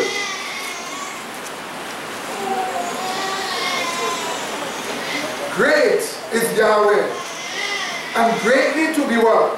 Praised. In the city of our what? God. In the mountain of his what? Holiness. And then what are we told? Beautiful for situation. The joy of the whole earth is what? Mount Zion in the sides of the north. The city of the what? Great King. Only because it is the city of the great King, it is beautiful. For joy. The great King that is exalted. So we know one thing for sure. God saying he is what? God alone causes what? Joy, happiness, peace, unity in the universe. Do you get that clear, my dear brethren?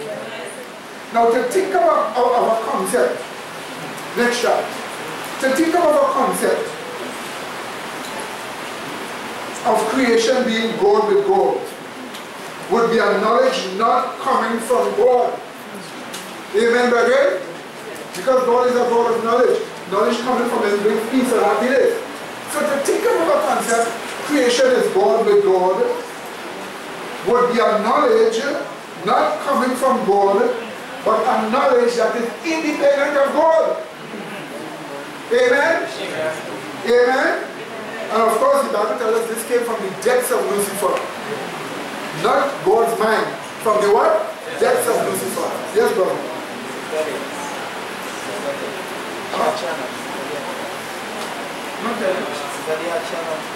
Oh, sorry. Good. Oh, right. Watch this now. Now, here are the facts about the independent concept of God with God. Hear what it does. Hear what it does. The concept, watch me, you have to start in one angel, doesn't it? Yes. Not all together come to that view. One came to that view. So you have to start with one angel. Now here is the fact about that concept. Creation is God with God, or the God with God concept. Point number one. You know the concept is not from God, right? Amen, brethren? The concept is a lone wolf concept. A lone wolf concept. It is a concept that comes from only one created being. You didn't know what it says? That's right. One created being. It is a lone wolf concept coming from only one created being. That one created being will have that in his mind when it comes up, with no direction from the Spirit of God to act upon it. Listen to me carefully. We're looking at how all the trouble came about. That concept, God with God, is a lone wolf concept, coming from one creation alone. And that creation that have that in his mind at the first time, he will have it in his mind with no direction from the Spirit of God to act on it. So the moment he has that concept in his mind, the Holy Spirit doesn't say, well then do this. The Holy Spirit cannot say, well then do this. So it's a lone wolf concept, an independent concept in man. The concept held in mind of that creature, of that one creature, would be also incapable of making the creature become what it claims it is. In other words, the concept, I am God with God, that concept would be incapable of making that creation become what it says it is. Amen? Already the concept is a lie in the mind of that creation. You see where lies begin? You see? Yes. Like the first time when these concepts come up in his mind, right? Yes. Could he have, From John 18 in that. could it have come up with his imagination without him choosing it as idea? He didn't just come up with it, he thought about it. But when he thought about it, he was just investigating it. And little he came to desire it. To value it. And then he would have been in transgression. And then at one point in time, he would accept it as a fact. The moment he accepted it as a fact, he had to understand there was no direction as to how to do it. How to be, you are God with God. How do you show that? They have no direction, they have no knowledge to it. That concept, since it cannot create that creation in that God, that concept is already alive. And that concept will be the beginning of life. Yes. The concept is independent of God, it's not of God, right? Yes. And what is the source of peace, love, unity? The moment that creation decides to act, and that the action is not being revealed by God, it will be destructive. That's it. But let us see how Jesus put it. Let's start here how Jesus put it. Follow the pattern, right? Let's just start and see how Jesus put it. Follow this pattern. John chapter 8, verse 44. What did Jesus say? Speaking to the Jews, ye are of your father what? The devil, and the lusts of your father ye will do. Now Christ goes up from the very beginning. Christ says he was what? A murderer from the beginning. Did you see what Christ did here? Christ shows the result of the concept from the very beginning. Before the result was even seen. From the moment you begin to say, I am God with God, you already murdered everybody. You already murdered everybody. From the moment you begin to think, I am God with God, you already murdered everybody. Here's what Christ saying much. Ye are of your father the devil, and the lust of your father ye will do. He was a murderer from the beginning, and abode not in the truth. Did you see that? Because there is what? No truth in him. When he's speaking what? A lie. He's speaking of what? His own. For he's a what? A liar. And what else? That's where it started. So hold on. One moment. Take in your hand. Let's just follow the thought and absorb this here first. Notice what we are being told here. The concept was created by Lucifer. He's a lone wolf. Him as a creation by himself with that teaching in his mind. With that teaching in his mind, no direction from God how to do it. The teaching itself cannot make him become that way. Therefore the teaching is a lie. And if the teaching is a lie, you are a murderer already. So the concept itself is already what? Destructive. That's why you see this here. Creation is God. Concept not from God. Concept independent of who? God. It is not capable of making creation so become.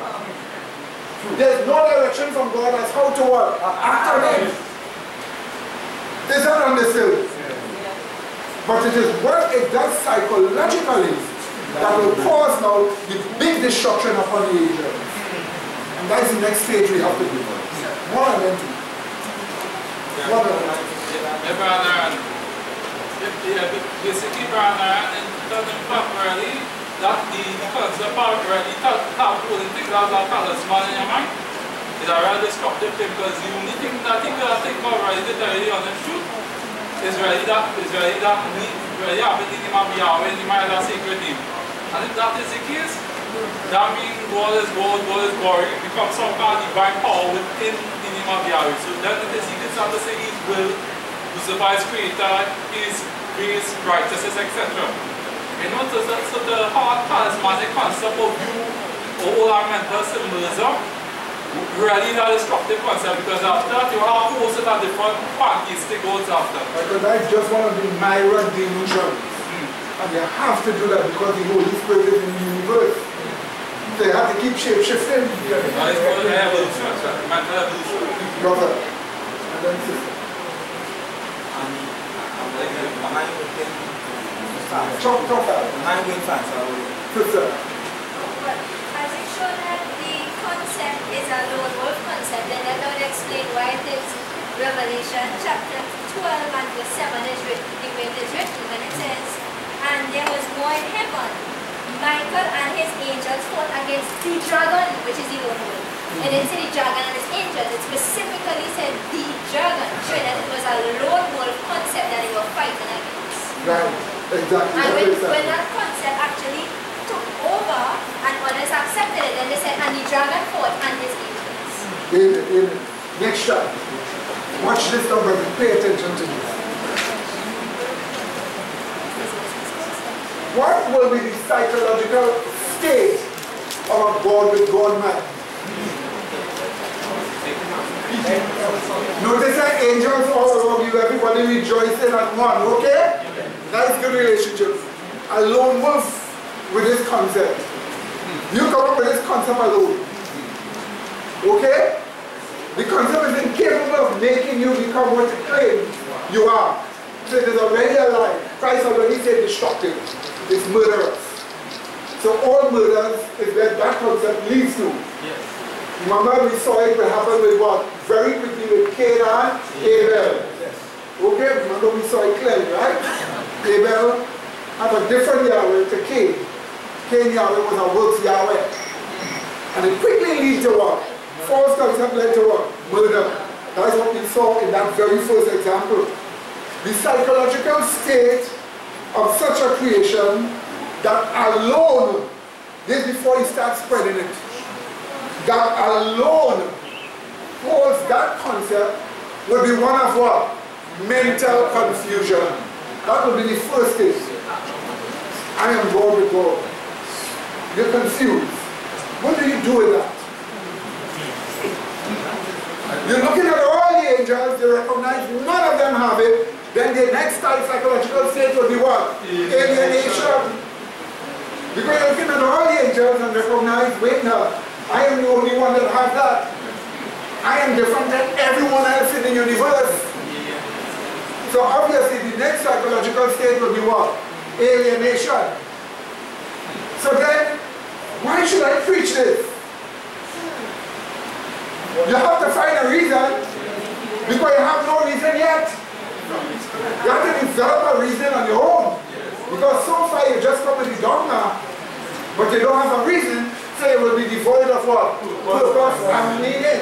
That's why Lucifer started to act fidgety or edgy, you know, troubled. Something troubling Lucifer in the beginning. What was that trouble? So once you're devoid of purpose and meaning, then you have the sense of what?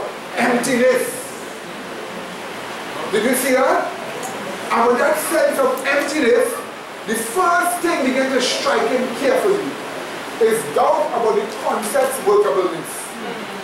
How is it going to work? That's the point. So the next thing would be, if he resists, is that how do I make a sense out of me thinking, be alone in the universe, saying that I am God with God? How do I do something about that? What do I do about it? Yes. What do I do about it? Follow the pattern.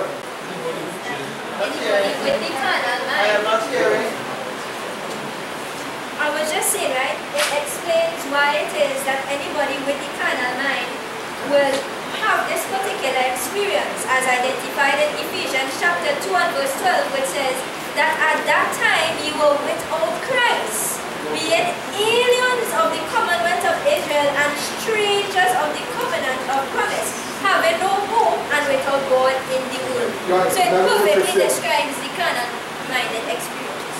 Amen. Amen. Amen. Amen. Now watch this. We just covered this. That's the state. This now is a problem in Lucifer's mind. What is the next step? The next step is how the active destruction began in the universe. Because he had to act on his mental confusion. He had to act on the fact that he was alienated from everyone else. He had to act on the fact that he was devoid of purpose and what? Meaning. He had to act on the fact that he was feeling what? Empty. He had to act on the fact that he had too much doubt that the concept could really work. And it's the action now that caused the destruction upon the other angels. And he kept that in his mind and just stopped. No, this harmony would have come. Is the next step of prophecy. One and then yeah, I just want to quickly say something. You know, when you look at the concepts that you have on the board, sometimes you really see this in the lives of people. People might not want to admit it, but sometimes the best of things that people can have, like money and wealth and all these things, doesn't really bring true happiness to them. Because they end up taking drugs, they end up killing themselves, they end up having relationships that are abusive. You just can't get a real, genuine joy in this world. And sometimes the other people who are apart from them, they're so busy trying to make money just to survive. You understand? They just have miserable existence outside of them. You know, I just wanted to add that to the discussion. Amen, amen, amen. Sister, and then sir. For me, Welcome, sir. the question is, would that mean when Lucifer go back to that state during 30 years? When Lucifer go back to that state during 30 years, since he has done all that evil, there will be more than justice. More than justice. When you see how great God is, even though the person is lost already, he's still giving you time to think about your ways. Not that you will be converted. Not because they think somebody is going to be converted, they let them think of their ways. Whether they'll be converted or not, let them think of their ways. Because God is giving Lucifer 1,000 years. But the end of that, brother, so they don't come to see God is God alone. That's right. Because Lucifer would have to testify. That's right. Would have to confess. Because we just. Oh, brother. Yeah, but Brother Naira, what to give that this crying concept really its strength is if it is that they are the addition. Remind me about talisman. I know the talisman. You're going too far ahead. Alright. You're dealing with Lucifer and his man. You can't come with a talisman. No, sir, that's all. Right, right. If you say faith is believing, right? Yes. Right, I'll say that. Right, if you say faith is believing continuously and you believe that destroying concept, right? Over continuously, despite you get conviction that is wrong. Eventually, you start to practice blind believing inevitably. So, blind believing inevitably because you can't also have conviction about it. But if it is you want this thing to be true, right? Lucifer is too much of an intelligent angel to practice blind believing. If you practice blind believing, you'll just keep it in his mind and believe it so. But you must remember you can't play it. That's where we come now to Revelation chapter 12. 7 to 9. Find it. That will come in with the point what the sister was talking about. Yes, go ahead and make that I have a question. If God in his wisdom would withhold certain things from you, right? Why would he make Lucifer the most beautiful out of all the angels? You know, because if he gives you something, he probably knows that he probably wouldn't use it to that purpose.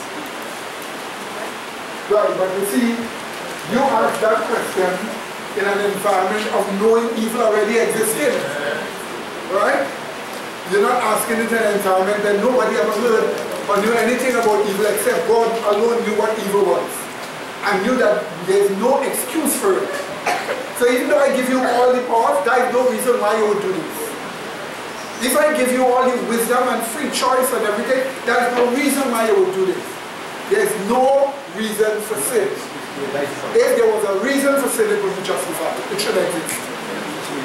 So you see, that is the mystery of heaven. In the mystery of heaven, that all the angels are there. And you see, that is why Lucifer will have that confusion, which comes to the next chart, which will help explain the question. Next chart. Right? Which will come to the next chart.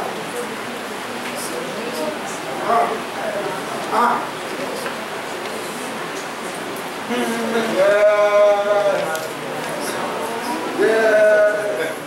Watch this. Did you see this? You're paying attention?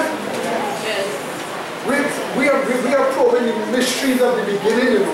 We are going way back and looking at the first sin and see how the destroying concept works. You see that psychological state that Lucifer had would demand certain things. He must have them. If he says, listen, no, as the brother was saying, he wouldn't just say, okay, I just believe it blindly. You will have to say, I need proof. I need proof. I didn't get it from God, but I need proof. Where do I get proof? They're not getting it from God. They're not getting it from the Holy Spirit. You have to create your own proof. Did you hear that? You have to create your own proof. So you would need multiple help. Amen? That's right. That's right. You would need what? Multiple help. You would need what? Group A. You see, because you must remember, being what you are, you still need group A who don't have the powers that you have. And who is not beautiful and intelligent as you are. So you will need group A. That's where you and I fit in. But before us, that's where angels fit in. That will come in the scripture why the text is written the way it is written, which is sister referred to. Let's just look at this. The concept that creation is God with God being a lie and thus unworkable, thus what? Unworkable to the individual itself would need the following help or aid to make it seem to be a reality. To make it seem, you will need an aid to make it seem to be reality. You can't just come and say, I am God glorifying yourself. Everybody will have to say that's you by yourself. For you to have proof, you need others to give a testimony. Yes, that's it. That's it. You understand? You need other help. Is that understood? Yes. The concept will have to be propagated first, yes, to capture minds. It will have to be propagated to capture minds, so that the concept will have group aid and multiple help to attribute that concept to creation. And thus give it a semblance of truth. Only if other intelligent creatures believed it could they now, by homage practice, give exaltation first to the God with God concept, right? Or give homage to the first discoverer of that concept. Let's read what Revelation 12:79 really tells us. Let's read it. And there was war in heaven. Did you see that? Michael and his angels what? Fought against the dragon. Stop right here. It didn't say the dragon and his angels. But it still included the angels after the dragon. So it shows there was a gap between the angel campaigning it and the angels helping that angel. Let's read. Michael and his angels fought. And what does it tell us? Against the? Go ahead. And his angels afterwards. So the dragon fought, and then they say what? And his angels afterwards. Which means that he first, and then he got multiple help of group A. He first. Then afterwards he got multiple help. Group A. Angels helped. Is that understood? Let's read. Verse 8. And they prevailed not, neither was their place found any more in heaven. And the great dragon was cast out, that ancient serpent, called the devil and Satan, which was deceiving the whole world. So notice again, he is pointed out as the one being the source of the deception of what? Everyone. It didn't say he and his angels which deceiving the whole world. But the dragon which was deceiving the whole world, identifying him as the source. He was cast into the earth and his angels were cast away him. Why not just be saying he and his angels were cast out? You see, here is the point. Here is the point, my dear brother. Lucifer would have the multiple help and group A. He can't show himself to be God with God alone. He will need others to show him about himself. Watch this now. Let's run an experiment now. Watch. Watch this experiment now. Lucifer is claiming he is God with God. Okay? But he wants this as a proof. He saying it alone doesn't get anywhere. He had to find a credible way to deceive intelligent beings. He uses pantheism. Deceives them. But when they say creation is God with God, what does he expect them to do? Just to say it alone? No. A form of homage to him is necessary. He needs others to say that about himself for him to feel he really is successful. It's like an empty person. A girl feels she is not good looking because everybody is telling her she's ugly. If she could get or a man, and if they could get somebody to tell him you're really good looking and say it over and over and over, then they'll feel good about themselves. You get the idea? Then they will feel good about it. In other words, he needed other angels to tell him that about himself. But the angels cannot tell him that about himself except they believe that about themselves too. That's why pantheism is a deception. Yes. You get that question carefully, yeah? That's why I want pantheism. And not creation being made of God or some kind of nonsense. But pantheism is the problem. That's the reason why. So they must believe that about themselves so. But they must point to the found out the concept as right. Therefore, the first great God with God. And then we are God with God. They get the idea, my dear? So he needs others to say that about himself, for him to feel that he is so. In other words, he has to rely on you to make him feel that he's God with God. And that's why he's going to put pressure on you all over the idea. Follow the pattern. That's why he's going to put pressure on you. And he's going to torture you. Because he needs you. He needs you for himself, to feel for himself that he's God with God. And I'm begging you, don't help his sick psyche. Amen. You didn't hear that word? What did I just say? Don't help his sick psyche. It is like a great performer. He's performing on this great and mighty stage before millions. And when he performs his best, nobody clapping. Everybody just saying that he will start to take out education, ratful, do violence, curse them.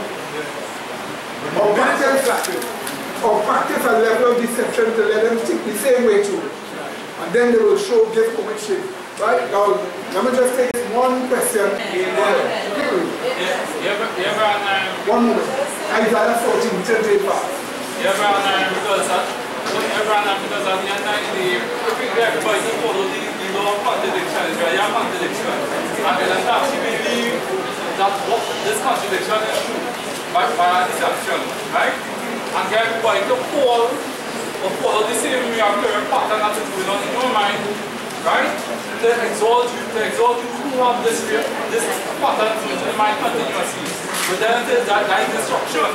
You know, so you get there, but it's really, you as God with God, but it's really have such thing as God because using pump now, the pump, then how do you think?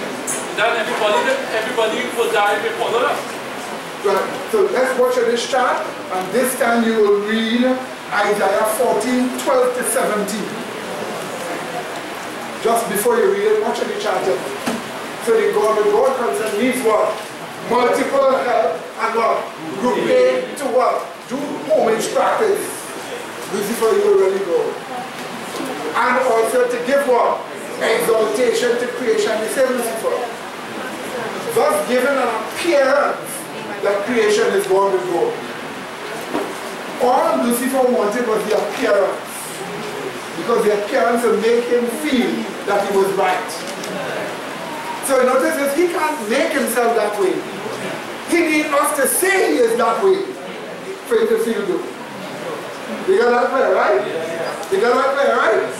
Now when you are as a Christian, you are fighting your battles, always remember that. Lucifer cannot make himself the way he's telling you he is. He needs what? You to say that about him. He needs to fool you, deceive you in some way that you will do something wrong to say that about him. And that will give the appearance that he's God with God. Is that understood? Now, here is what we are going to do now, watching it before, right? The discoverer of the God concept, that is Lucifer, will need to practice, will need the practice of worship exaltation and propagation of that concept to others to give the appearance that that creation is indeed God with God. So he would need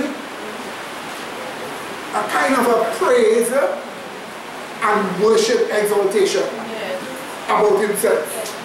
He would need that about himself. Kind of praise that you're praising him and worshiping him. He would need that about himself. Alright? Okay? But you see, since you know that's what goes to the divine nature, if you are God, then you, number one, can't make yourself God with your words, but at least you can get others to say you are that. And that's what you would need next.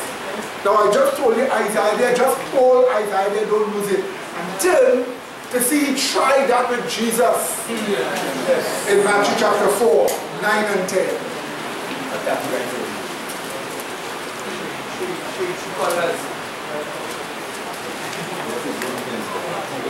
Matthew chapter 4, 9 and 10.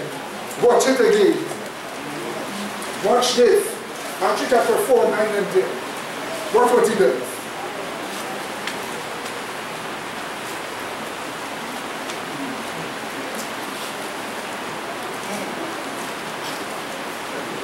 Okay? Well, 8 is the kind of deception. The assumptive deception. Assumption deception. So watch now, 9. And said unto him, all these things will I give thee, if thou wilt what? Fall down and what? Worship me. Notice is that when he tried all the deceptions, it didn't work. But now we come to the real heart of the matter. I am God with God. I need you, Jesus, to show that. I'll give an exchange. I'll give you all these kingdoms, but you must show that I am God with God. How? How? What do you need? He needed, as I said before, watch this, he needed a praise, worship, exaltation. So if you get Jesus to fall down and what? Worship him, he's getting a what? A praise, worship, exaltation. And that way Jesus will be saying, well, yes, you're already God with God. But what did Jesus answer him and say? Here the properness of this answer.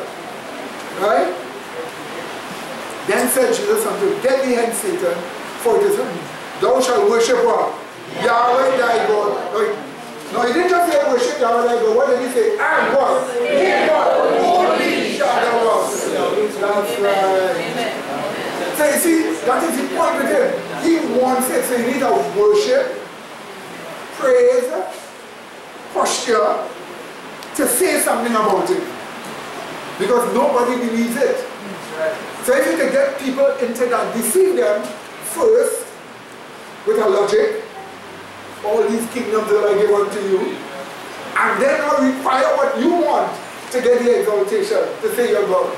A praise, worship, exaltation. And you try that with Jesus. Jesus said, get you hence. That's right. Find your place. Amen. Amen, brother.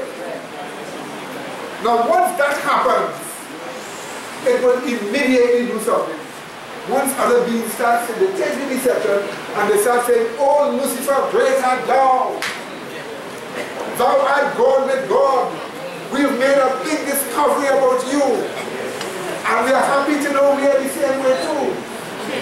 The moment he does that, Lucifer now have angels and what? His side. But other angels will say, no, no, no, no, no. What does the law of God say? What does it start off saying? God is God alone. That's what they were telling. And that's why, as Mrs. Mike said, Lucifer proposed 2 clauses in the law have to change. 2 clauses in the law have to change. And he said it was inevitable that God would have to change it. Don't make any graven images, created other gods. And secondly, the 7th-day Sabbath. You need a Sabbath to show that all is God with God. And he needs to show that creation could be God with God. That's what he needs to show. So he proposed 2 of the laws, and God just gave him history to change it to. We know today what they are. What do you say? We know today what they are.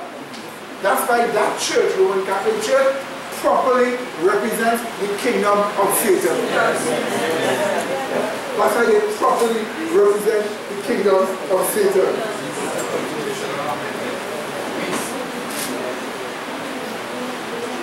Beautiful thing. Now watch this. Isaiah 14 is a double statement. It speaks to Babylon and to Lucifer, because Babylon is used in the Bible as a type of Lucifer, just as how Tyrus is used as a type of Lucifer.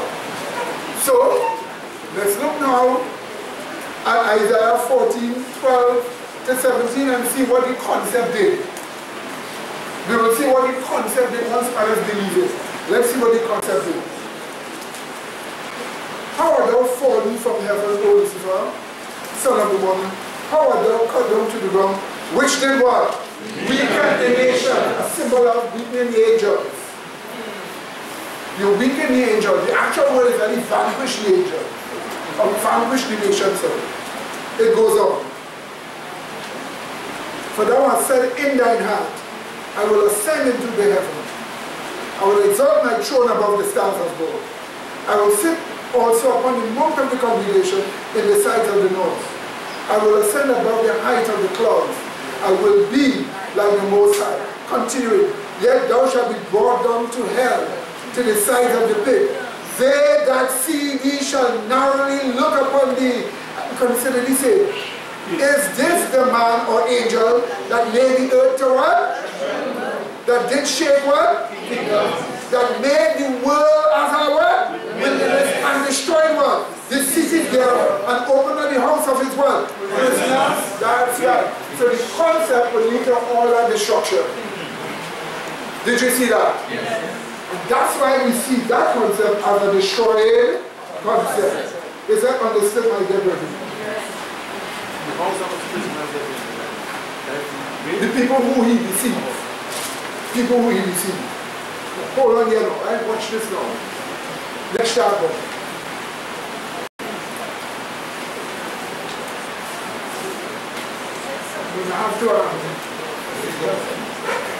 We're gonna have to cut off now, right?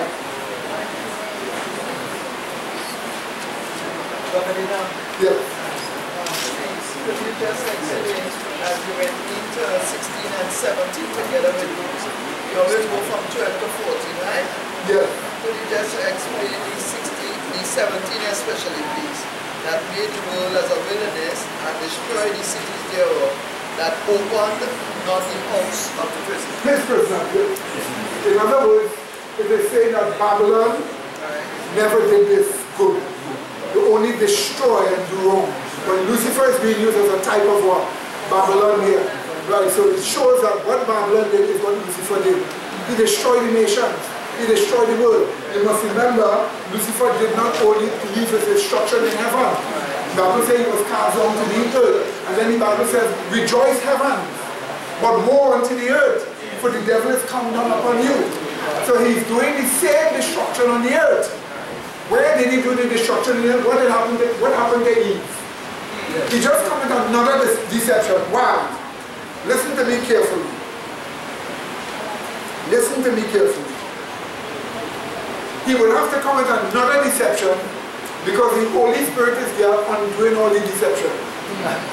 So as they come with one deception, it doesn't work after a while, people see it. They come with what? Another deception, then another, then another. And that's why we have multiple deceptions all saying one thing. He told Eve, partake of the fruit, and your consciousness will be altered, your eyes open, and you shall be as God. Or God with God. And it will give you a knowledge of good and evil. So he said that to her, and she was fooled. She was deceived, because you and I may see that as a common thing, but it was a deep delusion for somebody on earth where there was no sin. Because really she did get a knowledge of good and evil, but by transgression, which she didn't know. That's why the Bible says the woman was what? Deceived. The deceiver. But wait, hold on. So it was that same concept. So do you now know what is the knowledge of evil?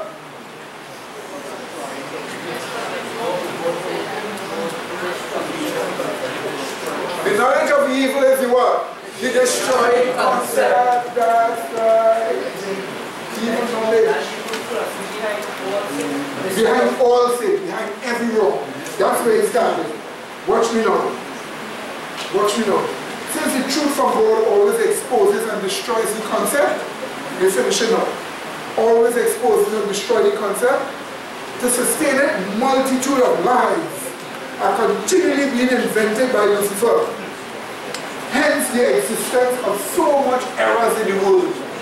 Now when the Bible says the dragon that deceived the world, the old serpent that deceived what? The world, because multiple deceptions are foolish. That's why you watch it another person and say that person deceived. You must make sure you're not deceived. Make sure you have the truth. Amen? Yeah. Amen? Because I watched the Hindu and say, look at them. They believe in plenty God. We believe in Jehovah God and a God, the Son. Or what you must say? What are your Christians? Only believe Jesus is God, but believe in one united God.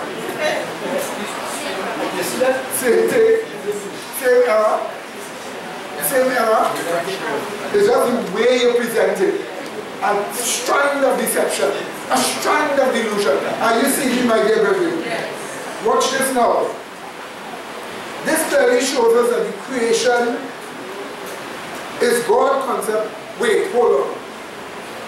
What will happen when the wicked are resurrected in the second resurrection all over the earth? Watch me again. Napoleon Bonaparte comes back up. Alexander the Great comes back up. Julius Caesar comes back up. Vast throngs of serfs and slaves and the Rothschilds come back up. And all those corrupt politicians. They're on the earth. They know that they have undergone a resurrection because they've seen the world level before them. They didn't see the world like that. They're now here in a strange world and people with all different costumes are pulled from the past. What do you do to a situation like that? Immediately they will recognize something is wrong with them. That's why the Bible says the devil went forth to deceive them again. You have to make all of them become united against the which attack the Holy Spirit. So then the devil practices another kind of delusion again. And that's what you have to do. When you see the truth, he brings another delusion. You see the truth, he brings another delusion. That's why the just shall live by faith. Amen. Just shall do what? Live by faith. Not survive on past faith. You didn't hear that? Not what? Survive on past faith. But live by faith. You get that clear? Because there's constant delusions coming. And this is the reason why you have to have a church with the word of God in it, and the church must be alive and not be deceived. To give us the kind of thing that quarterly give us from Laodicea. Telling us that all our sins are already. Christ paid the penalty for them. So God look at us as if we never even did one wrong. So God look at me and said, Brother Medina, you never did a wrong. 10 years ago. 20 years ago. You never did a wrong. Christ did it. How could you have a concept that destroys history so? Because if you check back in history, 10 years ago you will see me doing it. Not Christ. How could I have a concept of the death of Christ that makes me never do my wrong I did in the past? It can't happen. Could never happen. There are some things God could never do. God could never make you righteous in sin. Amen? There are some things He can never do. God cannot change your history. If you did something wrong, God couldn't do so. Do you know what it is for God God to change your history? All that lived 10 years ago when they did it, you have to bring them back up again. Resurrect them. Reverse everybody back to the same situation. Yeah, that's right. Right? So when you reverse everybody back to the first thing now, for you now God now going to change you wrong you was going to do. You have to change all the circumstances before. And you have to go right back to Adam. It doesn't make sense. But guess what? You will be doing that from 2017. So wait now. But all that history happened before. So there's a new history. Because that never happened before. And you want the human mind to believe that nonsense in the quarterly? That's what you're teaching people? You still don't even understand the meaning of the death of Christ. That you give us that false meaning from those evangelicals. You see, my dear brethren, watch me here. Watch me here quickly. Lucifer will have to start deceiving everybody all over here. This clearly shows us that the concept of creation being God with God, right, is a destroying concept. So the destroying concept is creation is God with God. Or the God with God concept, whatever you want to call it. That is a destroying concept. It is the source of everyone, sin, evil, and woe in the whole world. Amen, brethren? Amen. Amen, brethren? Amen. That's why. Yes, sorry, sister.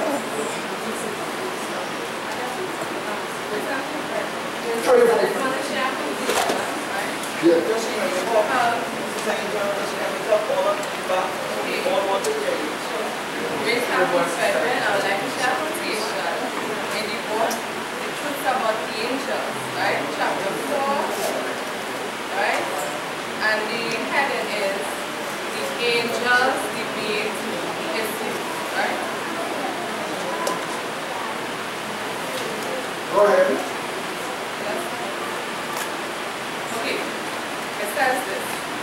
Satan was artful in presenting his side of the question in a God being God with God, right? As soon as he found that one position was seen in his true character, he changed it for another. Not so with God. He could work with only one class of weapons, truth and righteousness. Satan could do what God could not, crookedness and deceit. So this week, Tuesday, current event, right? It was around after 4 in the morning, right? And I started getting comfortable current because most people was in my ears and you know if the place make it hot and I get really uncomfortable and I said, you know what? I will go through that time of distress on discomfort, right? Right? And while I was on the other day now, thought came to my mind. This wasn't Lucifer's mind. Isaiah 14 and verse 40 when it says he will be like the Most High, and I started to take it right, and I just want to read it right, so that's how it was here, right? Yes. Okay. So I came to see that Satan will be the opposite of God, because he's a creation, God is God alone, right? And that's him showing he will be like the Most High while he's a creation, right? So for example, God said the 7 days is Sabbath, he turned and said, no, the first day is Sabbath, so that is being God with God, right? While he's a creation, he's saying he is God, but we know there is only one God, right? While he's a creation, right? Right, therefore, Satan is always the opposite from the true God. He, Satan, could not call himself love. He cannot, right? He cannot call himself holy. He cannot be called great, truth, or the light. He can never be these things, but the opposite of these. God is God alone. Right? Satan, while being a creation, right, is saying he's God with God. He knew God only can be God alone.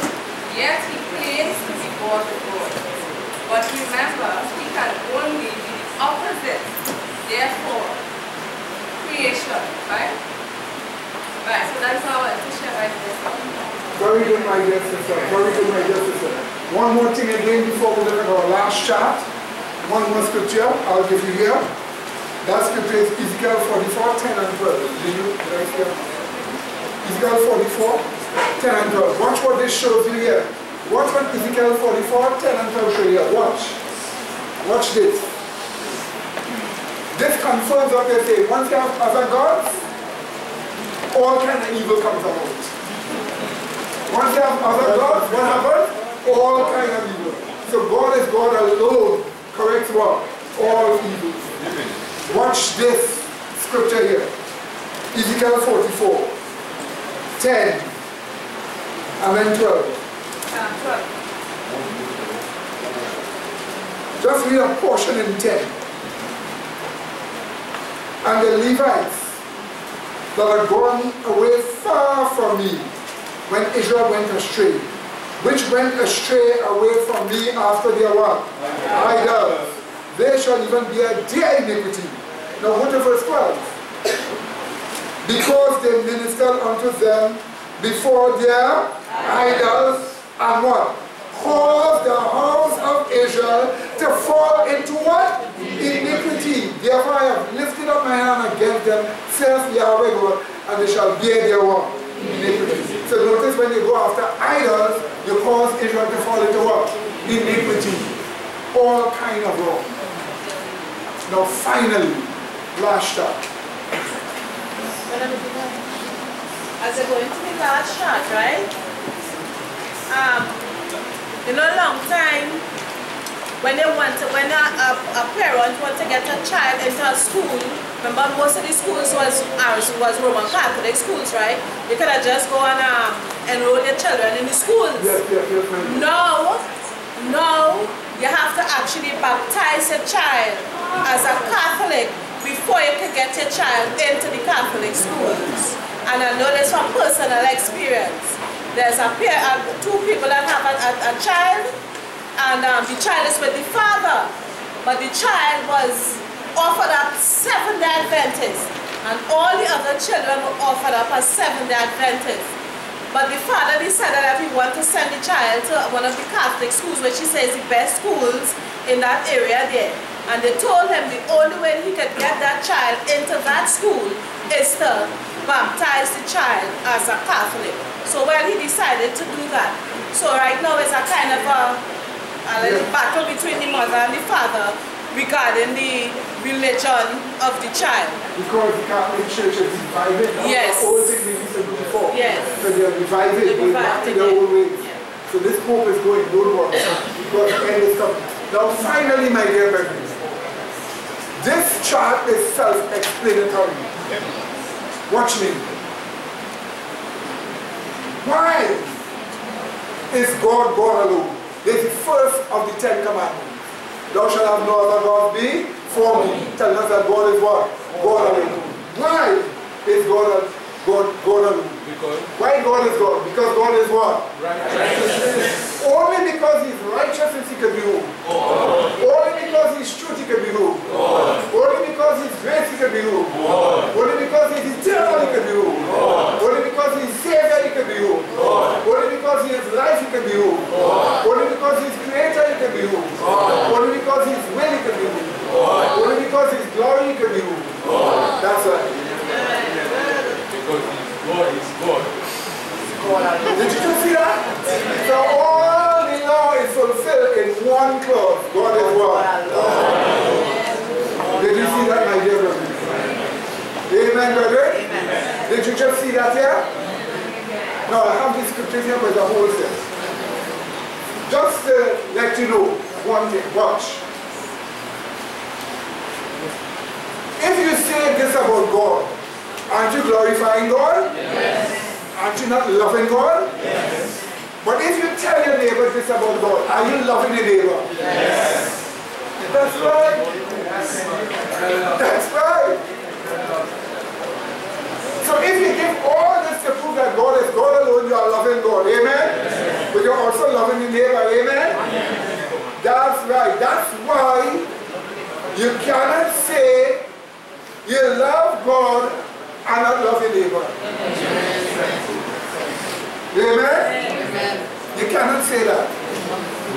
So what you have here, it clearly shows us, finally, why are we not supposed to kill or steal? Why are we not supposed to make graven images? Because God is God. Amen? Amen? And our final text, a warning God gave to Israel just before Moses died. Let's look at it. In Deuteronomy 32:39.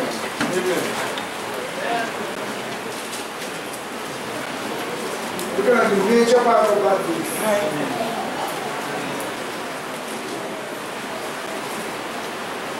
What does he say? See now. Did you hear that? What did he say? See now. Deuteronomy 32:39. What did he say? See now, I, even what? I am he, and what? There is no God but me. End of quote. Get that clear? Get that clear, my dear brother?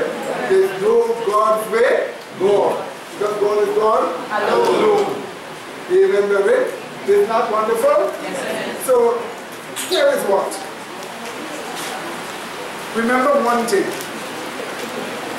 The idea that creation is God with God, or the God with God is a destroying concept. That's what destroyed everything. That's what brought everything to ruin. So for you and I, on this earth now, we have to reverse in our lives any ruin coming in. We have to acknowledge that God is God what? Alone in our lives. That's what we must testify of. We must live that way. Once you live that way, you're now ready to move among angels. You're now ready to move literally among angels. And this is what we are called to. We of the 144,000 now. To live among angels. Therefore, let us act that way. What do you say, brethren? You get that clear, my dear brethren? So remember, all the things that we have shown you that is going on all over the world right now. Terrible, terrible, terrible thing. Let me tell you something, my dear brethren. Alright. Go ahead, say what you have to say. As I was speaking, what I begin to think upon is to show, first this study is truth, right? When the Bible shows Israel going astray and serving gods, they say, and they serve their gods and they serve Baal. So you see, Baal will be presented as a sheep deity, and the gods will be seen as a manifestation of Baal. So you see, every time around idolatry or ancient Israel, you see, also a chief deity, and the gods is just a manifestation of him. Like how Lucifer in his mind, he is one thing to be God with God. But he presents a first case of pantheism to show all is God, and in that we get back to the moment of the chief deity. So always in this argument, right hypocrisy, in paganism, all these things, you always see a chief deity, and all is just a representation of him. All is just representing him. All is just a manifestation of him. So all other things will point back to that chief deity. And then that chief deity will call Yahweh. Amen, brother. Yeah, brother, because what is not to say is very true, because you always have to be involved in the thoughts, because if you are Hinduism, right, and all of a sudden you don't get up by Hinduism, all of a sudden you will jump in the mind Buddhism, or one minute you're Hinduism, all of a sudden you get Jainism. So in other words, you keep on seeing that evolution of over, and the people going away from it. You know, so the real thing is, you need time creators believe in it as a reality. The Lucifer is not that everybody else believe that he is God with one. But the unconscious of it is God with God, but the Satan is God with one. So that way you always have different multiple Marys are different religions. Amen. Alright, my dear brethren, so remember these wonderful things that we have spoken about, okay? Let us start. But you can get the documents and so on. Alright, so in the end, my dear brethren, in the end, what do we say? God is God alone. Amen, brethren? Remember that, right? And may the grace of our Lord and Savior Jesus Christ be with all of us, okay? Let me just say that we start back at 4:15 this evening, okay? Start back at 4:15. We want this brother to give us his wonderful little study that he has, a little thing he wrote out. And then we want to touch his Adventist quarterly. I want to touch something. I want to write something, instead of make any chart. I want to write something out from that here and show you. You tell me if you want that confusion. I don't. Okay? So we will touch that after. So let us pray. Gracious loving Father, we do thank you for your great love, your great kindness, your great mercy towards us. We thank you for showing us that thou art God alone and that there are no gods with you. We thank you very much for teaching us the destructive concept that we ourselves will not want to have it in us, but to make sure we get away from it as far as possible. Help us to live with angels, to testify of the truth that thou art God alone. Thank you again for your love and for blessing us on this Sabbath through Christ our Savior.